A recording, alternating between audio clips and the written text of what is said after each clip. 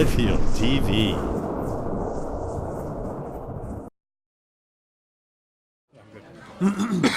Good evening, everybody, and welcome to the Monday, February 14th. See how tomorrow goes.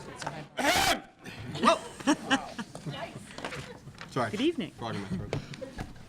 Welcome to the Monday, February 12th, 2018 Medfield School Committee meeting.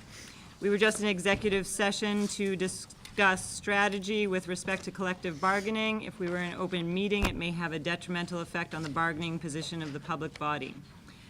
On the agenda this evening, we have public input to begin. We have the approval of minutes from January 8th and January 29th. For new business, we have our Medfield High School Student Advisory presentation. We have the Dale Street SWAT presentation.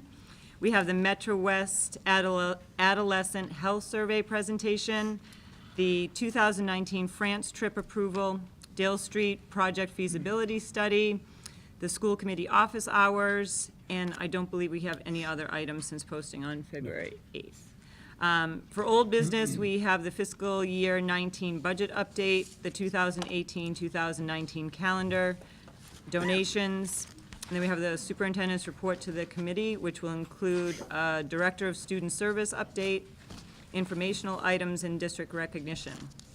Future agenda items will include the Blake launch students, the high school handbook revisions, and the new grant procedure handbook. So, do we have anyone for public input at this time?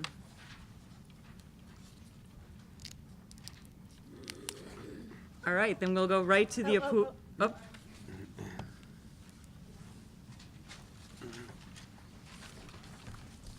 Hi, Renee Howley, Harding Street. I'm here again for the second time in about a month. So thank you again for the opportunity to speak. I do have to start by saying, I must admit, when I spoke 2 weeks ago at the public hearing for the budget, I did leave the meeting feeling very disheartened, as I think a lot of my peers did. I'm thankful to the few who were brave enough to speak there, and even more appreciative for all of those who wrote letters on Tuesday and Wednesday. I'm grateful that our concerns were heard and taken into account, and that the committee has decided to revisit the budget to address those concerns regarding our rising sixth graders. However, we know that this is not the end. We know that these changes will cause other line items to be cut from the budget. We know that those cuts will cause some disappointment. We also know that the warrant committee may request additional cuts. I am not an educator, and I certainly cannot speak as eloquently as I know some of my peers have. However, I am a mother, and I am passionate about ensuring my children and all of our children receive the education they deserve. I am, however, also fiscally responsible. I know that there are not unlimited funds. I'm here to ask you that the parents' voices continue to be heard. All of the extras we have here are fantastic. My son is going to be speaking as part of the SWAT. I understand that. However, what we've learned in the past few weeks is the parents have shown that our children's core education is most important. All of these extras are wonderful, but not at the expense of the core classes. As you work through the necessary budget changes to address the middle school concerns, I ask that you remember that fact. When we need to make budget cuts, our core teachers should not even be on the table as discussion points, whether at the primary and elementary grade levels where our youngest kids are just starting their journey, or for our middle school children who are just starting their transitions into young adulthood. The smaller classes at the younger levels and the cluster model with smaller classes in the middle school allow our teachers to have more one-on-one time with the kids. It allows them to get to know each child better and help determine their strengths and weaknesses, helping them navigate through these difficult times.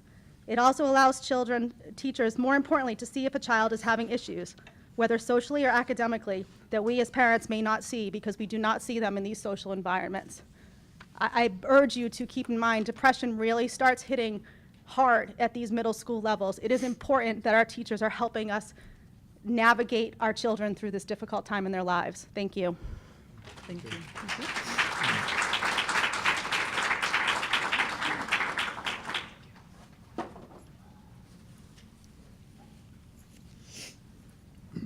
Okay, so we will move on to the approval of minutes from January 8th and January 29th.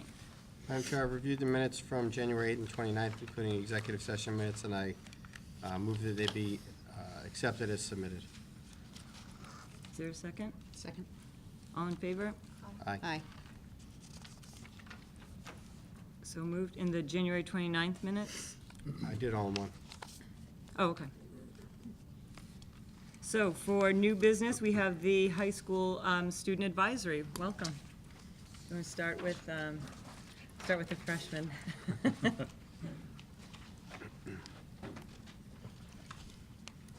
Hello, my name is Eliza Vara.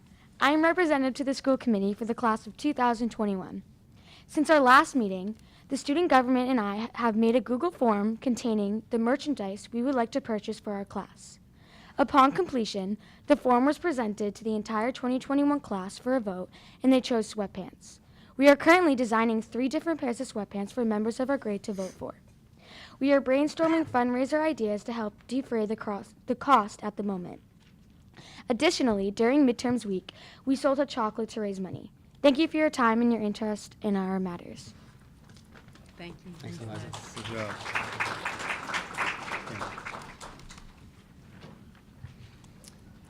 Hi, I'm Campbell Ayer. I'm the representative for the class of 2020.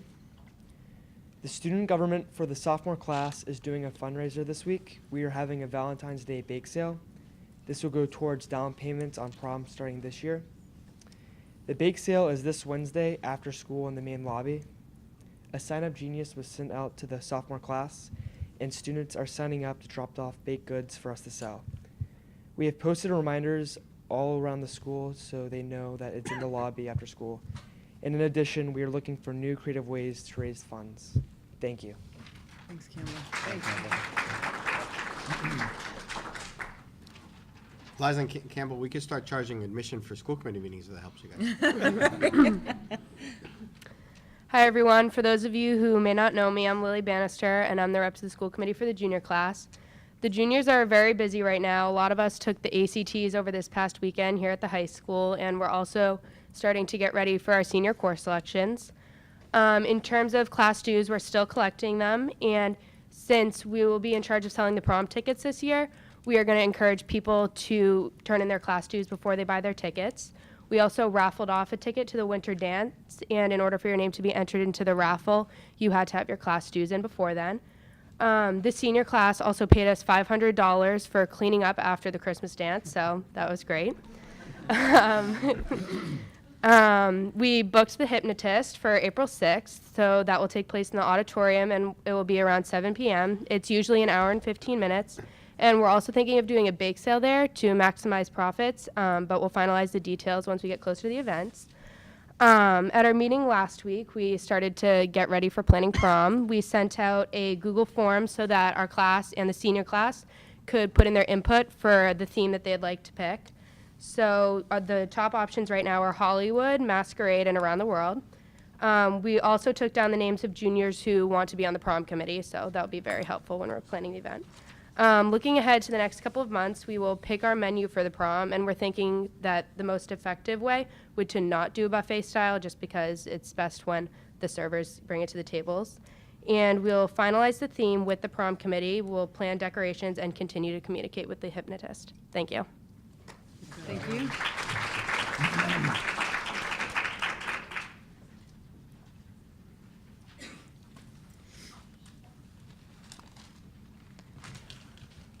Good evening. I'm Jack Lane, the seniors representative to the school committee. As a whole, our class is gearing up for the end of our high school career, with college decisions coming in right now and big decisions of our own to make soon. And we've also had a few meetings as a grade with Mr. Sperling and Mr. Ornberg about the end of the year and our requirements to graduate and things like that. In terms of our student government, we don't have a lot going on right now, but we are meeting soon with Mr. Sperling to ensure that our class gets all the senior privileges like final exam exemption, and which is a priority, obviously. We're also just beginning to think about a potential class gift, and we're taking ideas from our classmates and fellow students.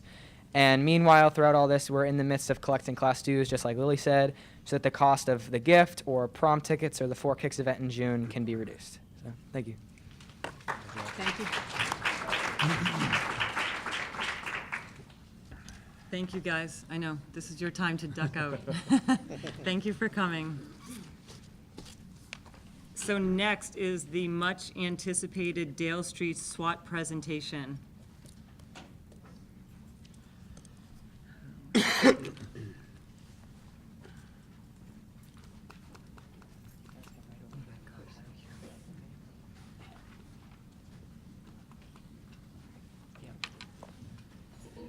Well, Dr. Morrison, Madam Chair, members of the committee, I am thrilled to be here this evening. I'm thrilled to be here with my colleague, Ms. Kerry Cowell, and also some of Dale Street's brightest and best over on Adams Street. You are, needless to say, here to hear the students' perspective, but if you allow me just a minute to tell you where we started and how we came to the Dale Street SWAT team. For the last couple of years, one of the initiatives at Dale Street has been to do more professional reading. Last year, we ended up reading Teach Like a Pirate by Dave Burgess, which was fantastic. This year, Dr. Morrison purchased Innovator's Mindset by George Kuros, who will be our keynote speaker. And then we also were reading, some of us at Dale Street, Kids Deserve It by Todd Nessaloni and Adam Welcome. It was after reading those books that I found myself reflecting and trying to push myself a little bit more, thinking about what we could do at Dale Street. One of the things I wanted to do was offer an intramural, but an intramural on something that we have not really touched upon at Dale Street. And between the great, fortune of the MCPE, who has been extremely generous, and also our Director of Technology, Owen O'Corkra, and Dr. Morrison and Mr. LaFrancesca, who have given us funds for Chromebooks and iPads, we have a ton of things down in the makerspace. So one of the first things I did after I thought about doing that was I went down to Mrs. Cowell, and I couldn't even get the words out of my mouth before she said, "I'm in." So I'm sure that doesn't surprise many people because she's a rock star. So when we sat down and started planning out what we were going to do in the fall, we really only had two depictors that we had at the top. One was, what are we going to call it? And we decided to call it SWAT, with students who help or students working to advance technology. And the other thing that we wanted to do was we want to make sure that it was not teacher-driven. It was student-led. So we really didn't have an itinerary of this is where we were going to end up. So we started off, the kids were absolutely amazing to start. They were so empowered to just take something, become an expert in it. Many of them were a lot on the road to be experts on it to begin with. So come at the end of November, beginning of December, when the class was supposed to end, I went back to Mrs. Cowell and I said, hey, I have an idea. Why don't we try to maybe have these kids run a faculty meeting so that some of these resources that we have, that they're such an expert in, can be used in the classroom and they can teach the teachers at a faculty meeting. So we did kind of a speed dating type routine where we had 8 different setups. Each kid had, or each group had 6 minutes to work with the teachers, and the teachers facilitated around. Unfortunately, we don't have everybody here tonight. I think we have one group absent maybe, but they are going to take you through and summarize what they're an expert in, and they're also going to tell you what their hope was going to be to impart this information to our teachers. So I hope you enjoy.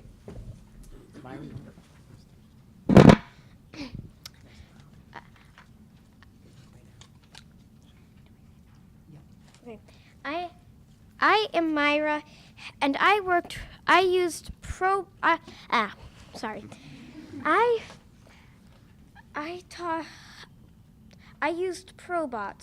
and I found out that Probots can be used in math for angles and measurements with centimeters. Because if you typed in forward 90, it would go forward 90 centimeters.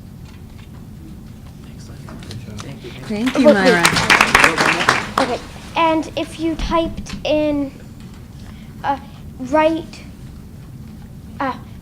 9, then it would go 9 degrees right. Thank you.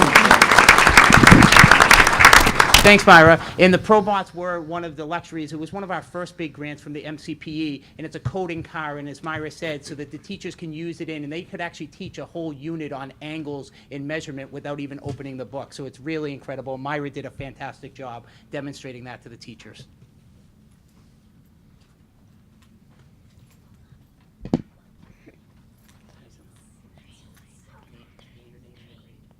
Hi, I'm Andrew. And I'm Abby. And we did Osmo Coding Obby. We think Osmo Coding Obby will help with math because you need to find out how many strawberries are in each row. Then you should estimate how many strawberries Obby has to eat. You have to eat strawberries so you can get points and move on. It will also help with collaboration, but only if you put the students in pairs or teams. How Obby works. If you get an action cube under the red box on the top of the iPad, make your code and hit the green play button and press play. and Abby should go where you programmed him to go. Thank you for your time. Thank you both. Okay, so they were talking about our latest grant from MCPE, which attaches to a former grant, and it helped us through our code to actually like manipulate blocks and use them, and they were able to teach the teachers how to use that in order to incorporate it more into the classroom. So that was exciting.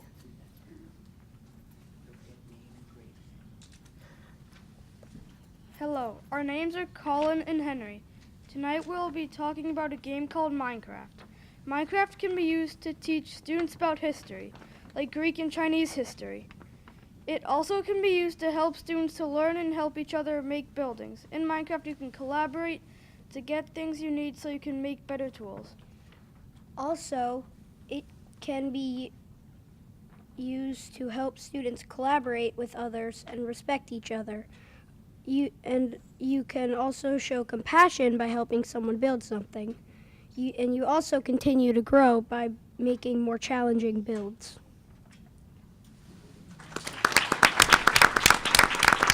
So we had a couple of Minecraft groups, which was pretty exciting because I know as a parent that's one of those tools that you don't always expect for us to use in school, but the kids have really shown us and shown the teachers that you can get a lot out of it. And that group connected it to all of our Dale core values, which we weren't even expecting. That was a total bonus.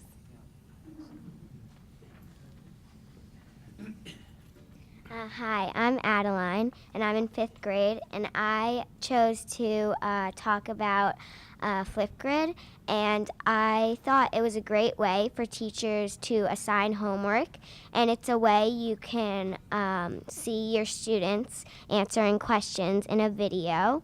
And if you assign it for homework, I thought it was a great way for teachers to see how students were learning and how they showed their thinking.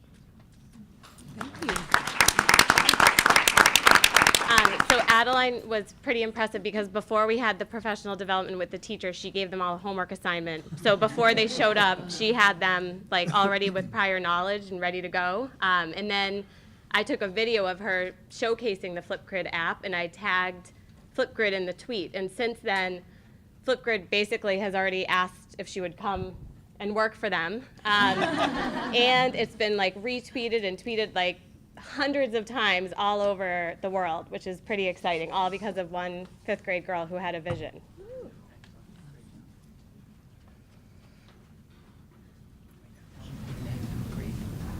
Hello. Our names are Megan, Lila, Caroline, and we're in Miss Sager's class. And I'm in Miss Condon's class. We were working with the Dash add-ons. I was working with the xylophone, which helps with music. I was working on the launcher, which helps with measuring. I did the bulldozer bar. It helps with tests and cleaning up. Thank you. So I know it's a little low to hear, but those girls were working with the Dash and Dots, which again was another grant funded by MCPE, and they had add-ons. So they had to create codes to make the Dash and Dots do certain things. So the stuff with engineering that they got into with the teachers was, again, simply incredible. And watching these girls work every Wednesday morning when our intramural time was before school was just something to see. It was unbelievable.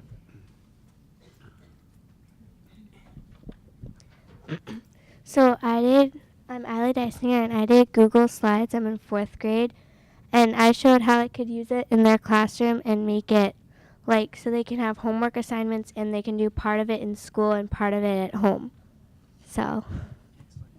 Thank you, Eileen. And I just want to comment on Eiley too, because one thing that we found out, one of our core values is collaboration. So one of the things that happened is when we're getting ready for our faculty meeting, some of the kids up here wanted to do slideshows for what they were doing. So I saw Eiley working and teaching them about the slideshows. Even though she was going to teach the teachers, she was also collaborating with the group back here to help their slideshow be the best that they could be. So great job. Hi, my name is Kate Odenhigh. I am in 4th grade, and at the teacher presentation, I worked on Minecraft. I was thinking that Minecraft could help in Reader's Workshop. For example, you could plot a scene of a book on Minecraft, and the teachers could see how you envision that scene. Some ways that you could build your thinking is by making a house, a park, or many other things. This allows kids to freely and while having fun understand how to show their thinking without just drawing on a piece of paper. I hope that now you know what I'm aiming for. You can start to think about this, incorporating it into an everyday thing. Thank you, Kate. Well, members of the school committee, that concludes our presentation, but they are here. If you have any questions that you would like to ask them, please feel free to do so.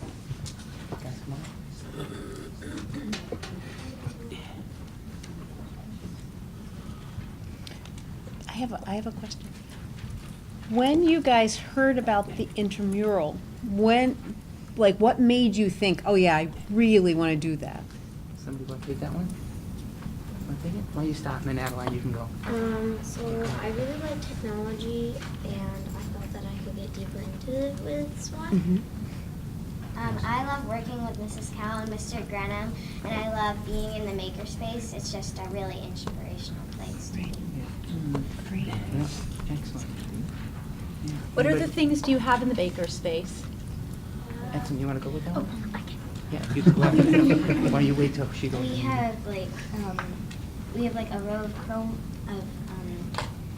iPads and Chromebooks, and we have like a shelf all sorts of stuff like popsicle sticks and anything that could really do. And then we have a lot of other electronic stuff like the robots and the Dash and Bot. Now, can you use the stuff during the school day? Is there a time where you have makerspace time, or do you have to wait for your intramural club? Myra, you want to take that? Well, if it was only for intramurals, then it would just sit there getting dusty. It's actually used during the school hours. The teachers. That's what I wanted to hear. The teachers can sign up for some time. So their students can go to the makerspace and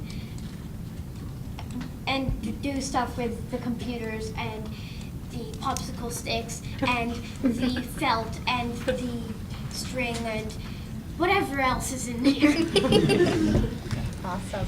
So I have a question. Hey, Mary Ann, can I just finish on that one? So just so you know, teachers have one time in a 2-week schedule that they can sign up with Mrs. Cowell. So she's now the content specialist, so her time's a little bit smaller down at Dale Street, unfortunately, but good for the district. So what happens is she creates a schedule, and all the teachers are mandated to be in there and kind of co-teaching with her that's there. And this summer, we read a book called The Wild Robot, was the all-school read, and they were creating prosthesis down there and everything tied it in. So Kerry does an absolutely fantastic job, and yeah, a lot of stuff down there. So did anyone have a project that they started here with this intramural that they could envision kind of in the future, that you did something and you thought, oh wow, I could kind of make this bigger and this is what I'd like to do next time, and what your ideas would be kind of moving forward beyond this? Andrew, you want to go with that one? Want to tackle that one? So I forget where, but somewhere I used an Osmo Obby, and it was really fun, and I thought it would help because I like coding a lot, and I just thought it could bring to the classroom. So anybody else want to jump in with Mrs. Sullivan? Want to go right ahead? Jump right up there so she can see it. So in Flipgrid, there's a whole home page. If you just look up Flipgrid, you can go to Flipgrid Home. And there were so many things, and I just couldn't choose one, but I knew I had to, since I only had 6 minutes to present, but there was so much more that I knew I could add on, so it's really cool. Excellent. Myra, you want to? As soon as I found out, well, art is one of my favorite subjects at school, and as soon as I found out that hole in the top of the probot was for a marker, I thought, hey, that's interesting. So I have a quick question. So one of the things I noticed when Mr. Grenham showed me the video was the looks on your faces when you were teaching the teachers. Can you explain what that feeling was like? Anybody, who hasn't, Think who about it for a hasn't had a second. chance? Explain that feeling. Well, the Yeah, first and then time he can it go. was really hard because I was like, what am I doing? Okay, this is what I need to do. And I wasn't sure I was going to get it through in 6 minutes. And then as I kept teaching them, it got easier and easier, and I got it done in 6 minutes. I'm gonna let him this guy. I felt pretty nervous, but then we presented to the first group, and I felt what it was like, and I was fine. Awesome. So, Yeah, excellent. We're gonna start to move on just for a second. Any other questions for us? Have you seen? I'm sorry. Have you seen your teachers use any of the skills that you asked them or taught them? Great question. So the question was, did any of your teachers using any of the stuff that we did here? So you want to go, Adeline, and then you can jump in? So, my teacher, Miss Birchman, she, just 2 days after our presentation, she asked me to help her out make a grid, and I helped the class out with using the app, and we got to explore everything, and we made some really cool videos. And you want to go? Yeah. Well, my teacher hasn't technically done it yet, but she told like the class that we were going to try to focus on doing a new kind of thing in Rita's workshop with Minecraft. So. Cool. Mara, your teacher? well, I don't know if any teachers have done my thing yet, except I kept telling the teachers at the groups, oh, there are a million of these down at the LMC. Oh, there are a bunch of these down at the LMC. Lots of these down at the LMC. Sort of, I'm just saying, just sort of bribing them. Oh, if you want to further explore this, let's go to the LMC. This is Have any of you considered pulling papers for school committee? Awesome, awesome. So good to see the energy and your love for this. You're excellent. Yeah, and I want to let you guys know that our next Principal's Coffee at Dale is in March. I think it's March 8th, so I've already tapped them because feedback we're getting is more about technology from parents. So we figured Google Classroom is something that a lot of the parents don't know a lot about because they weren't exposed to it. So I've already tapped this group, and I think they're going to be running part of the Principal's Coffee in March. So before I close, I just want to turn it over for last remarks for Mrs. Cowell. No, we're so proud of them. This took a lot, and I think it was harder. This probably felt harder because when it came to the teachers, I think it was so fun to watch the teachers struggle. That was a lot of fun for them to see how much they really had to help all of the teachers and kind of scaffold for the teachers. So as we're running our second round, I wish we could do it every day. I wish we could, have this and let the whole school in. But right now it's a pretty special thing. And I said the reason that I wanted to do it again is because Wednesday mornings are my favorite day of the whole week. I really look forward to it, and this has been one of the best decisions that I said yes to. So thank you for your time. Thank you all.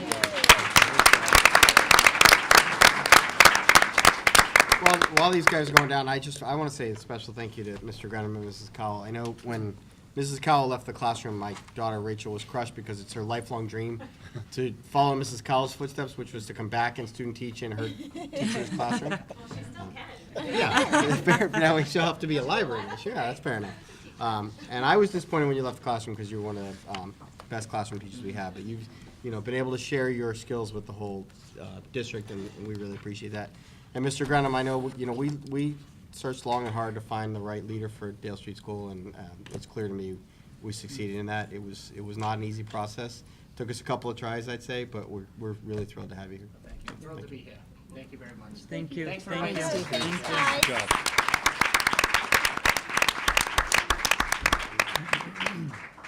Gosh, I must say, that's got a hard presentation to follow with yours, Susan. I'm sorry. This is, so everybody remember what you just heard and all the good news that you just heard, because this one will not. Yeah, the Dale Street parents and Yep. Lake parents are really our target audience, so if you are wondering about that, Right. So this is the Metro West Adolescent Health Survey presentation from Susan Cowell.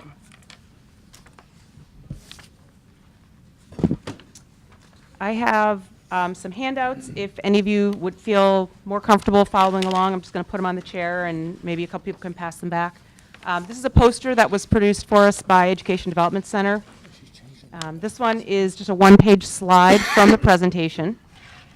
And these packets include all the slides that I'm going to show. This will also be available to you electronically. There's several links and resources off of this, so you're welcome to them if you'd like.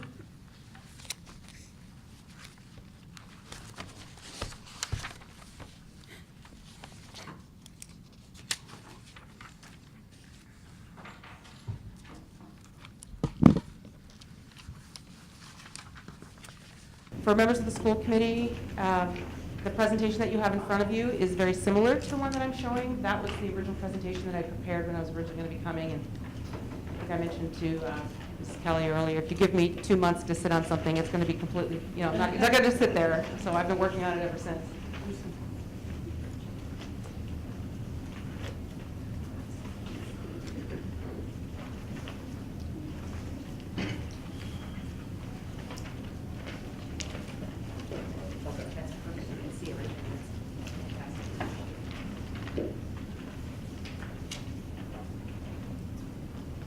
Thank you for the assistance out there. So I just wanted you to know a little bit about the Metro West Adolescent Health Survey. I'm going to go very quickly, which is why I gave you the handout. My information is available on the website. You can certainly email me if you have questions. We'll follow up. I would love to meet with interested parents and talk further about this, but in light of this being a very full agenda, I'm going to move very quickly. If you have a question involving understanding what I've said, please raise your hand so that I can make sure to clarify what I've said. If you have a question about something else related to it, if you could jot yourself a note, I'd love you to email that, again, just out of respect for everyone's time tonight. This is a survey that we hold every 2 years. This is our 10th year, and we will be administering this survey in grades 6 through 12 in the fall. So we go every 2 years. What we know about the validity and reliability of these results is that kids are just as likely as adults to answer truthfully when these 3 things are in place. When they know that their participation is voluntary, when they perceive the survey as important, and when they know that their privacy is being preserved. So we make sure that all those things are in line.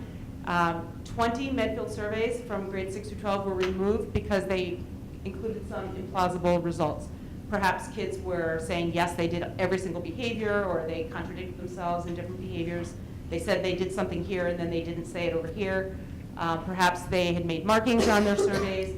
So if you ever hear someone refer to the survey as, oh, everyone just lies, or people don't take it seriously, I can assure you that is not true. I walk through all the classrooms, and students are in rows as if they're taking MCAS or final exams, and they're working diligently. And students, again, are just as likely as adults to answer truthfully, and that's the data we have. So the subjects that are included on the Metro West Adolescent Health Survey, there are 164 questions on the high school survey. There's no possible way I could go through all that data with you tonight. The middle school survey has 110.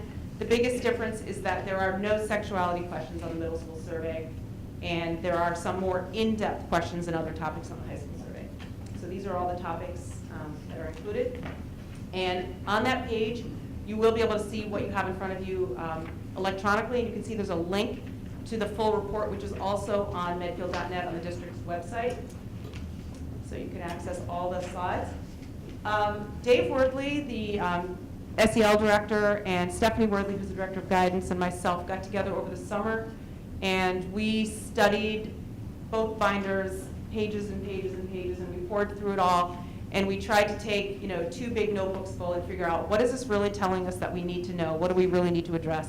And these are the topics that we chose to focus on because we felt that they were the most prevalent and most concerning right now. There are other things that were wonderful news, and I'm sure that you all moved to Medfield because it's a wonderful community, and I'm so thrilled to teach here because it's such a wonderful community. This survey, and you just saw such, by the way, that was only one of the most excellent decisions she ever made. The other was to marry our son. So these are topics that we just thought were most pertinent to discuss right now. There are so many wonderful bits of information on the survey about the health of our students. And I would love to be able to spend 20 minutes talking to you about that, but I know that what we are focused on is what is it we really need to do, what is our action plan. And so we're going to keep doing the things that are going well, and address the things that need to change. So here's one really terrific and very, very important bit of information, that across all grades 6 through 12, students reported a very high level of school attachment. That means that they felt that school was the right place for them, they felt safe, they felt connected, they felt like they belonged. And I can't tell you how important that is, not just in the happiness of a student, but in their overall well-being outside of school, what that does for them to have a place where they feel like they belong. And just to give you a sense of comparison, if you look on this chart, this is school attachment at the middle school. On the left is Medfield middle school students. On the right are all the other students in Metro West, which are 12,000 other middle school students in the surrounding communities. And you can see that in all categories, although everyone's pretty high, Medfield was higher than the rest of the region. So it's something that we can really be very, very proud about. Kids feel teachers treat them fairly. They're happy to be at school. And on the next slide, this is for the high school. And again, you can see that 100% of the topics under school attachment were even higher than the rest of the area. So that's something that's very important and speaks well to family support, school committee administrative support, fabulous teachers in the classrooms, and students that come to school ready to learn. So we're going to talk about some of the issues that we need to address, and I wanted to highlight, we looked at comparison data. We looked at students who had a lot of stress in their life, students who were using substances more, and then we looked at other things that they also said. And what we found is that students who reported having an adult at school who they could talk to about personal problems reported less drinking, less tobacco use, less marijuana use, less lifetime prescription drug use, and they were bullied at school less. So while we can't say that it's a causal effect in that having a person at school causes those things, or that having those things in your life causes you to be attached to someone at school, we can say that there was an association among students who said both of those things, and that's important for us to note. So that was a school adult. Students who reported having a non-school adult, a family, guardian member, relative, neighbor, if they had someone to talk to about important things, also reported less drinking, less tobacco use, less marijuana use. They were bullied less. They were bullied at school less, and they were a victim of cyberbullying less. So we clearly can see that having a supportive adult in your life is a very important thing that we want to continue to have, and that we want to make sure that every student has. We're going to talk a little bit about stress, which I'm sure you've heard a lot about. We all are dealing in our own lives, trying to keep our balance. And some of this information, if you're hearing it for the first time, is going to be upsetting and concerning. And I'm going to still have to whip through it for the sake of time, but I'm happy to talk about it more another time. We do have a lot of people working on initiatives related to this right now and have been for years.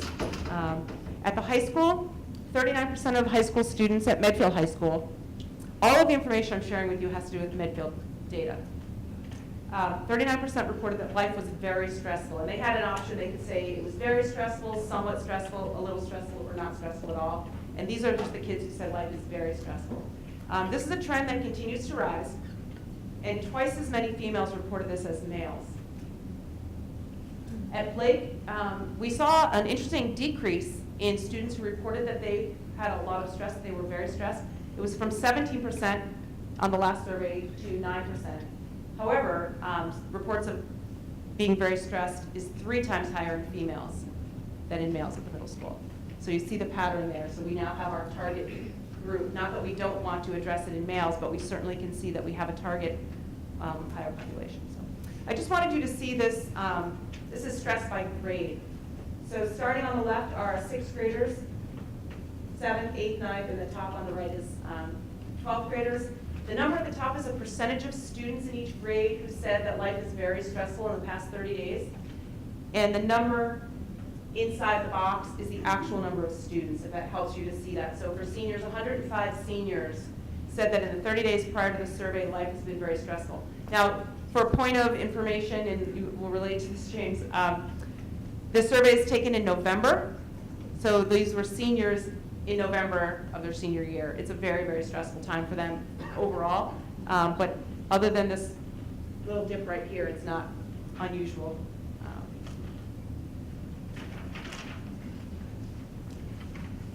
These are sources of stress. This is at the middle school. The #1 source of stress that kids reported was school issues. And again, I put 132 of the females said that they felt worried or stressed about school issues either often or very often. And at the high school, 86% of females said that they feel worried or stressed about school often or very often. This is all grades combined. Just broken down by gender instead of by grade. We took a look at the specific school-related stress, and we broke that down. We didn't break it down. The Education Development Center broke it down for us with this survey. The #1 concern related to school was getting good grades. Second was being able to finish schoolwork and study enough. Third was college or other plans after high school. And fourth, although still almost 50% of females said that in the past 30 days they've been worried often or very often about pressure or competition from other students to do well in school. At the middle school, we're moving on to now depression and suicidal ideation. At the middle school, there was a notable decrease, as I mentioned, about stress, also in depressive symptoms and in suicidal ideation among Blake youth. But despite that, there still were 31 middle school students that reported feeling sad or hopeless in the past 12 months. 28 students reported that they considered suicide in their lifetime, and 9 reported ever making a suicide attempt at the middle school.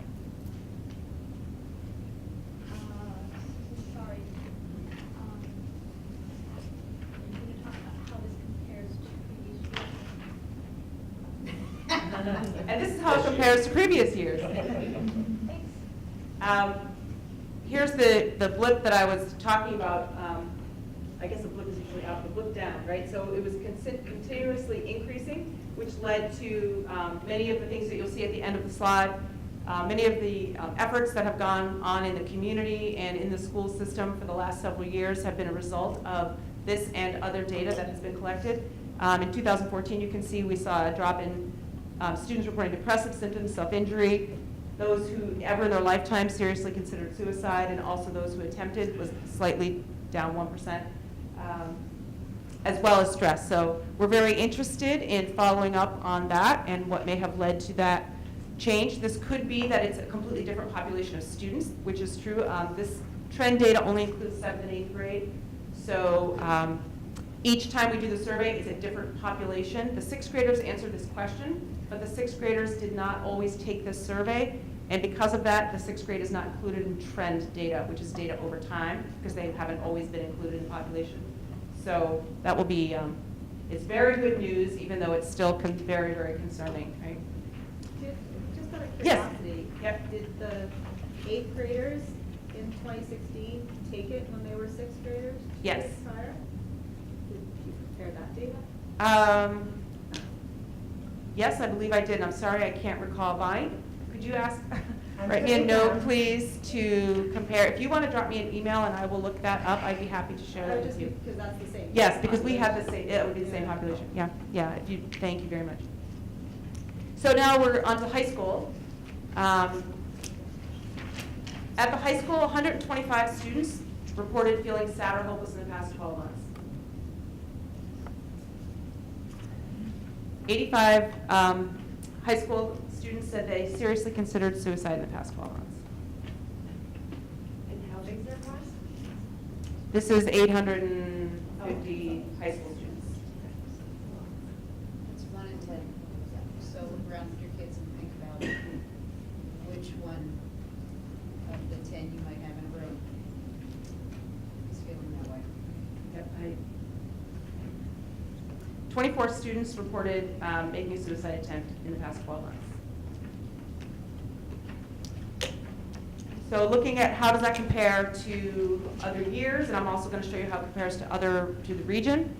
This is our data over time since 2006. 2006 is on the left.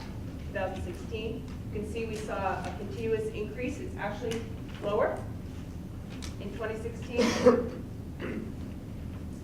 which is good. We've got a lot of work still to do, all of us, parents, kids, teachers, administration, community, our culture, the world we live in. It's not just us, and it's not just here. This is Medfield looking at grades 7 and 8, comparing Medfield's stress, depression, self-injury, suicidal ideation, comparing to Metro West. And you can see that we're significantly lower. Well, I guess some, you would say 50% less or more in most categories.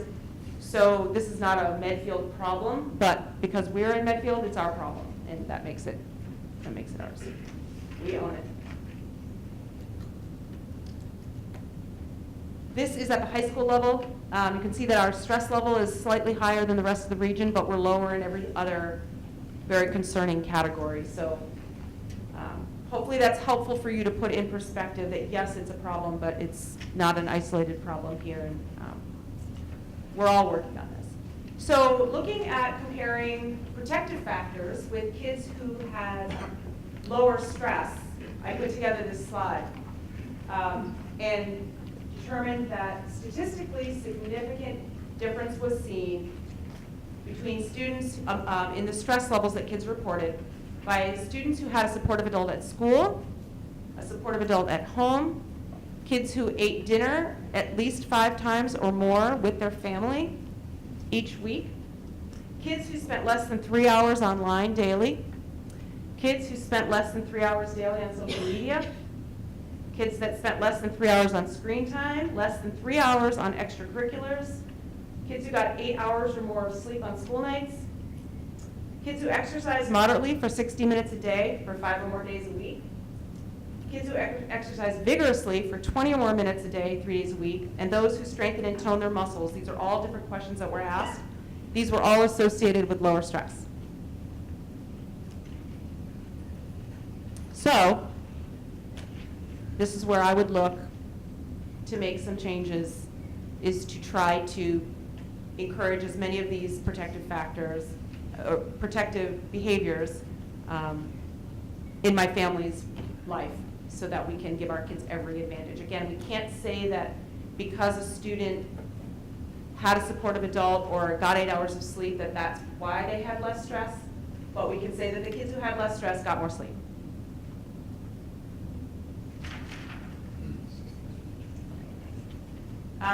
This is on bullying and cyberbullying. In the 12 months prior to the survey, roughly 1 in 4 kids reported being a victim of bullying, and 1 in 5 a victim of cyberbullying. So this is an ongoing issue. Bullying was described as when one or more students teased, threatened, spread rumors about, hit, shove, or hurt another student over and over again. That was the bullying definition in the survey. Cyberbullying, when using cell phones, the internet, or other electronic devices to bully, tease, threaten, or spread rumors.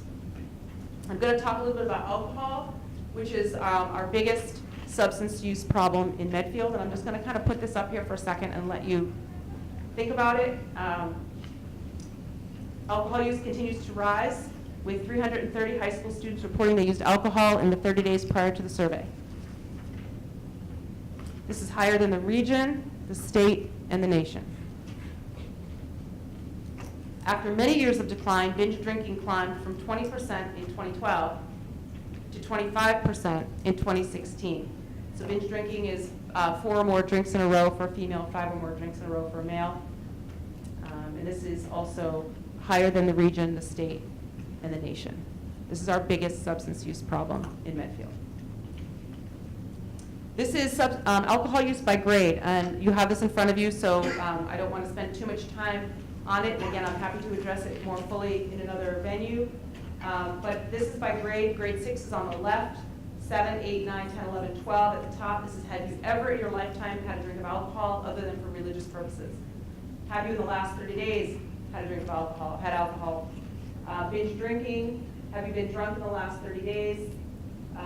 And have you been at a party where alcohol was available in the last 30 days? You can see 63% of seniors were at a party in the last 30 days where alcohol was available.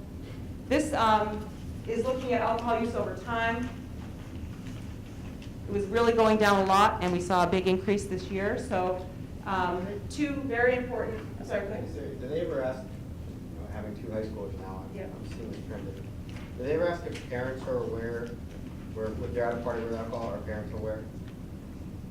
Not at a party, they don't ask the party, they don't ask the party question on the survey, but they ask if the parents had knowledge that you had the alcohol. Can I ask a quick, the last screen, so is the drinking more, I'm sorry, I Which don't one? need an updated description. The last one? Is the drinking more associated with social events, or is this potentially self-medication if we're looking at There's high not a stress question that asks about that, so I can't comment on that. Yeah, I can't say, and I wouldn't want to guess. That would be a good conversation to have. Yeah. So 39% of the students who drank alcohol in the past 30 days obtained it from home without their parents' knowledge. But 15% obtained it from home with parents' knowledge. Okay, so this is illegal. The really important point that I want parents in the room, which I guess most of us are parents in the room, that I want to make sure that you understand is that parent disapproval continues to be the greatest factor among kids deciding whether or not to drink. So it's important that if you disapprove your kids drinking, that you let them know how you feel and that you have open and honest conversations with them about why you feel that way and why it's not a good time in their life for them to be drinking. I want to quickly just point out that vaping is a huge issue all over the world right now. And I suggest that if you're not familiar with vaping or juuling, that you do some research and find out, because it's pervasive. And this is the e-cigarette use. This was in 2016. I feel like it's probably, well, I don't want to say what I think it probably is. I'll be interested to see what I'll be interested to see what the data is on the 2018 survey in the fall. But this is just kids who aren't allowed to have it, and never mind adults. So I don't want to get into a big thing on it, but these are kids who said they ever in their lifetime, 55% of seniors have tried vaping and 33% in the last 30 days. This is very concerning as well, and again, I hate to be talking always about concerning behaviors, but this is a risk behavior survey, so I want you to know that that's important just to keep in perspective. That 1 in 5 high school students reported sending a nude, sexually suggestive, or explicit photo of themselves in the 12 months prior to the survey. And on the right-hand side, 22% of females and 20% of males sent a sex of themselves. So that's where it all begins, either when someone sends one of you or you send one of yourself, right? It all starts there, and from there it just gets forwarded on, and that's a whole other issue. So this is a conversation to have with your children. The last topic that I thought was important and worthwhile was how students are spending their time, because this relates back to the stress conversation. There are only 24 hours in a day, and we all only have 24 hours a day. We will never get more. So we have to really think carefully about how we use those 24 hours. I do, probably you do, our kids do, and you don't want to be on the roller coaster all the time. So if you look on the left-hand side, this is kids who said they spent 3 or more hours online. Part of this information is what I used to create that chart, which is a handout. That's by grade. That one's not that interesting. Okay, here's one on household rules. 79% of seniors said there's no rules about social media use in their household, so that's one we can easily fix. 85% of seniors said parents or guardians rarely or never monitor social media use. And 80% of seniors said that parents or guardians never really discussed how to act appropriately and responsibly online. So I know I was picking the highest number, but only for the sake of time, probably for a point of emphasis.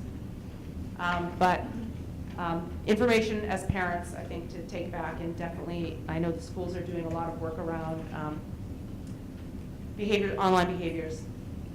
Related to social media, I thought this was worth taking a minute to point out. 60% of females at the high schools on the right-hand side said they spend too much time on social media.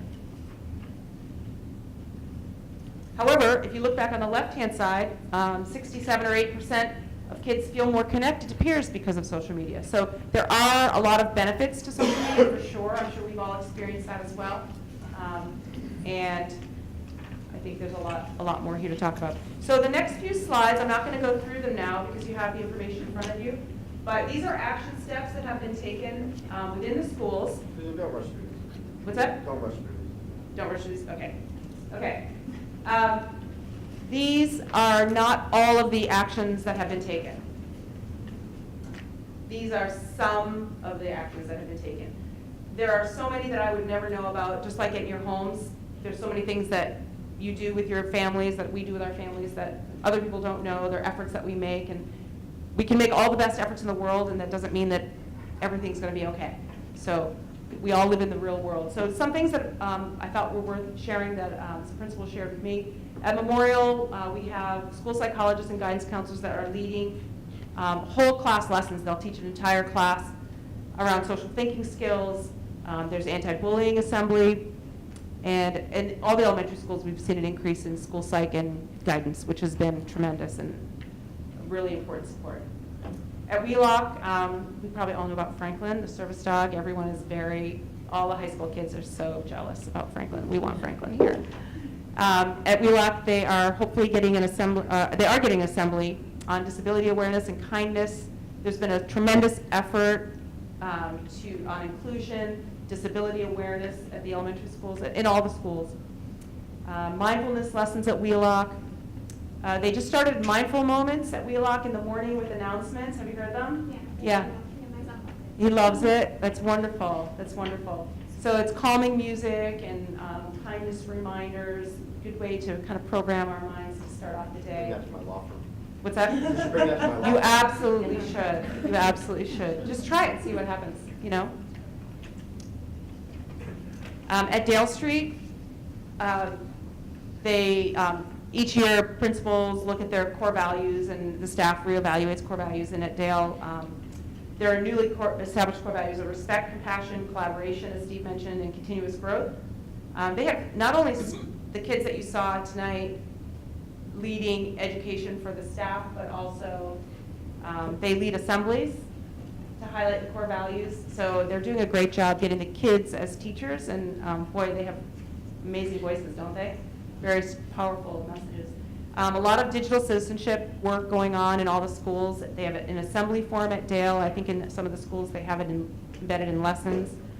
They do lunch bunches in the schools. We do, where kids come together and have lunch with kids they wouldn't otherwise get to have lunch with, and it's really wonderful, inclusive effort. At Blake, there have been whole school efforts to improve LGBTQ needs and homework-free weekends, including examining homework practices in general in all the schools. At Blake, there's a connectedness survey that we've done for several years, and this is a way that the staff can identify any kids who don't have an adult in the building who they're connected to, and this has been revised and improved. So all the things that I'm mentioning and that are listed here are just new things, just recent. Never mind the ongoing things that we've been doing for many years. At Blake, signs of suicide prevention screening and the expert screening tool for substance use, which we have already done at high school, we're now doing at Blake. So that's now underway, and the expert screening will be at Blake this year. The 8th graders had an assembly with the school resource officer on vaping, you know, what it is, what to look for, why it's so dangerous for young people to ingest harmful substances into their body in any part of their body. So that was great. And also digital citizenship with everyone. At the high school, the high school wellness curriculum has transitioned to a skills-based health education where we're teaching students content through skills that they can apply to all different contents. So it might be vaping now, and there'll be something else later, and it'll be something else after that. But the health skills that are taught will carry on regardless of what the drug of choice or topic of choice is. We also shifted 4 semesters of wellness from 9th and 10th grade to 4 semesters over 4 years. And that way we can address the critical health needs of juniors and seniors that we were just talking about. We have been working on efforts to improve the effectiveness of our shared testing calendar. At the high school, their students are not, when they're in elementary school, they have their one grade level teacher, and that teacher oversees all the assessments for those students, so they have a schedule in mind. It's coordinated by them. At the middle school, we have the wonderful cluster model, and so cluster teachers are able to coordinate the testing schedule. But at the high school, students select classes in different departments. Teachers are unrelated one to the other, so sometimes they might end up with multiple tests or assignments due at the same time. So we're working to improve a system that we have in place that is helping, but not helping enough yet, and we're still working on that. We reduced the number of mid-year exams for freshmen, so that would be a little bit easier for them to move in, to acclimate. We have, in fact, today we had our third student-facilitated advisory. We had, Chris Herron was here speaking to the juniors and seniors on substance use and addiction. And we had a gentleman from Minding Your Mind, which was a mental health assembly. This is a young man who struggled with mental health problems, and he found hope, and he got help, and he is here to give the message of hope and help to the kids, to help them to see that they don't need to feel hopeless, that they can feel hopeful, and that resources are available. And I talked to several kids afterward, and they were really impressed and moved by both. And kids are running those advisories. The kids are facilitating those with their peers, which is pretty powerful. There's also a new student group aimed at improving the culture and knowledge around mental health resources in school. And then district-wide, there's been a social emotional learning task force that is looking at student stress, staff stress, and school structure. And we've been meeting throughout the year, and that is ongoing, and we're getting into now piloting some ideas, and we'll be making some recommendations. Hopefully by the end of the year, we'll have some recommendations to come back to the school committee with. K-12, school-wide spirit days to be inclusive, include everyone. There's a number of websites that are available that have a lot of resources on them. I've listed them, some of them on the back page, but those are also action steps that we've taken, is to develop these sites. So medfieldsel.com is very rich with resources. The Medfield Guidance website, rich with resources. I wanted to mention Interface, which is the school department was a major contributor in the community for that, and that is a resource for people to access mental health services. That's available not just for students, but for all Medfield residents of any age. At the elementary level, K-3, we have Open Circle, we have lessons and assemblies, and I just kind of in a blanket statement wrote independent efforts of many staff to meet the social emotional needs of students. More than, we could do a whole program on efforts in the community just within teachers' classrooms. There's a lot of community action steps, Medfield Youth Outreach, Medfield Cares About Prevention, Medfield Coalition for Suicide Prevention, which is a new group that has recently formed, and again, the Mental Health Referral Service interface as well. So what needs still exist? We need to work together, parents and kids working together, and the list that I put on that slide is basically that slide I showed you before that showed those protective factors and things that help to reduce stress. And what needs still exist? So schools and community, the first page was parents and kids working together, and schools and community working together. Task force, continuing to explore and implement best practices in social emotional learning education and support pre-K to 12. Continuing to explore and implement best practices in substance use prevention.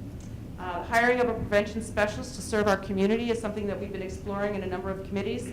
It would be a town employee serving the whole community, children, adults, seniors, and there's your resources. So I know that's a lot of information, and thank you for the extra time to go through many of the things that we're already doing. I know there's a lot to do, and I'm happy to answer any questions that the committee has. Sorry, Sue, could you just talk a little bit more about the prevention specialist? Because I've received some calls and some, you're going to cut something out of the budget. That was one of the suggestions. Could you just speak a little bit to the prevention specialist and the need and utilization of that? I'm not sure I'm the best person to speak to it, but I can tell you what I know.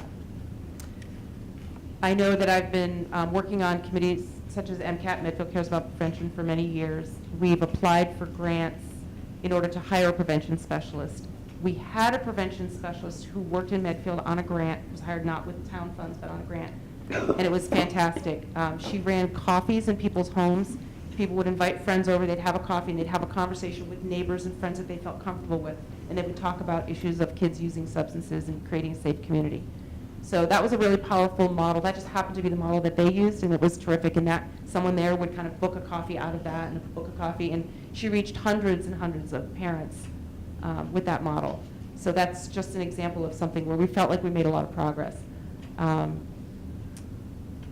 the current model that we're looking at would be a position that's funded by Medfield Youth Outreach, the school department, the police department. So we, as you know, in the presentation, a couple of weeks ago, we put that in there. It'll be in there again tonight, which I'll show you. But I think that was the model we're looking at, is try to pull resources together from three departments that really have a keen interest in the subject and making sure that not only our kids, but our community has prevention specialists as well. In the grants, we've applied for grants. I know Medfield Youth Outreach, John has done a great job of applying for those. And, you know, typically communities like Medfield don't qualify for those grants and get them. So that's the frustration that we've had in the last few years working with that. But I mean, we're committed, we meet every month, and we're trying to strategize ways in which we can support an environment that the data really really bothers us. And there's trend data that from many years that show that this isn't getting better in a lot of areas. And the binge drinking is one that we talked a lot about in NetCap because it's so much higher than surrounding communities. We look really good on some of the other data, but that the binge drinking is just something that's scary to us as educators, of course, the parents as well, and what we can do to try to prevent that and not have our kids make those choices. I just want to be clear that prevention specialists, we spent a lot of time talking about middle school and high school, but prevention for substance use starts with our kids who are in second grade, and it could start even earlier, yeah, quite frankly, because it's once you get to that understanding from the very baseline that this is important. And you need to do that well before they are 11 or 12 years old. The data really does support that this needs to start far before they even start thinking about drinking, where they're making decisions and hearing things that are above their age. Yes. Talk a little bit about how the RISE program is helping, especially with the transitional kids. Yeah, absolutely. I don't know if you have the numbers on that, Jeff, but I know they service a lot of students. We have students that have to be out of school for various reasons, various medical reasons. And when students come back to school, they're not always ready to access the full curriculum. They can't just come in and go 7 periods a day, 7 days a week, 5 days a week. So there's an educator, full-time teacher in the RISE classroom, and that teacher works with the classroom teachers to figure out what's most essential for that student that day, what can they handle and succeed at and do well to ease them back in so that they can have success. And you know how it feels when you're successful at something, you feel like you can do a little bit more and a little bit more and a little bit more. And this transition is exactly the word that describes it. This has been just tremendous for these kids, and as you can see, we have a number of them. Yeah, prior to the RISE program, we would have intake meetings with families and kids. And essentially, we'd have a meeting for an hour, 45 minutes, and they were right back into their regular schedule, which is really problematic for a lot of kids. So if you've been out of school, and it can be out of school for 3 days, 3 weeks, 3 months, I mean, there's all different, every child's situation is different, but to not have that support system really was detrimental for some of our kids. We think it's an invaluable, as I know all of you do. Yeah, you know what? It's an invaluable. I can't imagine what we would do if we put it didn't in have place. We talked about it a lot in terms of kids come back from concussions, and I sort of I went along to get along, but I wasn't that enamored of the idea of it. Seeing the range of kids that it does, kids who've been out for significant medical issues, kids who've been out for significant psychological issues, kids who've attempted. You talk about 113 kids who talked about committing suicide. We know there have been a lot who've actually attempted, and sometimes that brings a lot of transitional issues. We don't talk a lot openly about those kinds of things on the committee. We talked. Well, I remember there was so much talk about concussion when we were talking about it, but it's so much more. I think we were talking about concussions more than we were talking about mental health then. And now I think, and I hope that you've heard a lot more talk about mental health because we are trying to demystify that, and I think we're doing an excellent job. I think that it's on the forefront of people's minds. Kids are talking about it, adults are talking about it, and you know, it is a medical situation. You can't see the cast on the leg, right? But it's still a medical condition. Yeah. One thing that I think might be helpful to think about in the future when we talk about screen time is we do some of this. We as a school district don't want to tell parents how to parent. Right. And I'm far from the best parent. My house, no devices go upstairs, including my own. If it connects to the internet, it doesn't go upstairs. But I come down in the morning and see my kids' phones and see how many people, you know, in 8th grade and 6th grade, kids had their phones in bed. Clearly, or they were up in the kitchen at 3 in the morning. And I think, you know, if we could get to some community consensus around some of those, and you never will. I mean, parent differently. You know, certainly what I do in other ways is not the best. Other people wouldn't go along with. But I think if we could try to build more discussion around consensus about that, I think it would be really helpful. I'm not sure how to do it because you know everybody has a different approach. I know. I think also just to piggyback that you know when you read some of the research, one of the biggest contributors to depression among this age is the screen time. You know, and depression it's all cyclical, right? Because then comes the substance abuse, all the other anxiety. It's so intertwined. It's almost impossible to extrapolate which one is the highest contributor. Right. But I think that you know we've done such great things between getting church groups involved and the awareness as a town. But I think you know, and that's been a huge benefit for our children. But I feel like it's the one piece that we're all guilty of, right? You know, we all take out our phones. If we have an extra minute, we take out our phones. A number of times adults are on social media, and it's kind of a mindless use of your time that you feel that you probably never would have done before. And I think even something, you know, you see different communities where they take different oaths about holding off cell phone usage even until a certain grade. And I think some of those things could really bring a lot of awareness for help to the kids, because you see it in the middle school when the kids get the cell phones in the middle school. Yeah, we would really like to have a contingent of parents of Dale Street students get involved in these conversations, because we know that all of us who have raised teenagers into adulthood know that there's not one age that's easy. They're all just different. They just, you know, they don't need you less. They just don't need you right there every second, but they still need you at every age. And high school students and middle school students, they don't tell you that. There is a group of 4th grade parents that are, I believe it's called Not Till 8th or something or other. Sorry? Wait till 8. Wait till 8. Yes, so there's a group of 4th grade, mostly girl parents, but who are trying to get their friend groups. So their child is not the only odd one out, but really to work with other parents to really commit to this. So I hope that really takes root. That would be great. But a lot of this data is really jarring. And I suppose, you know, at Blake, they do that connected survey, you know, which adults, who at the school can they turn to?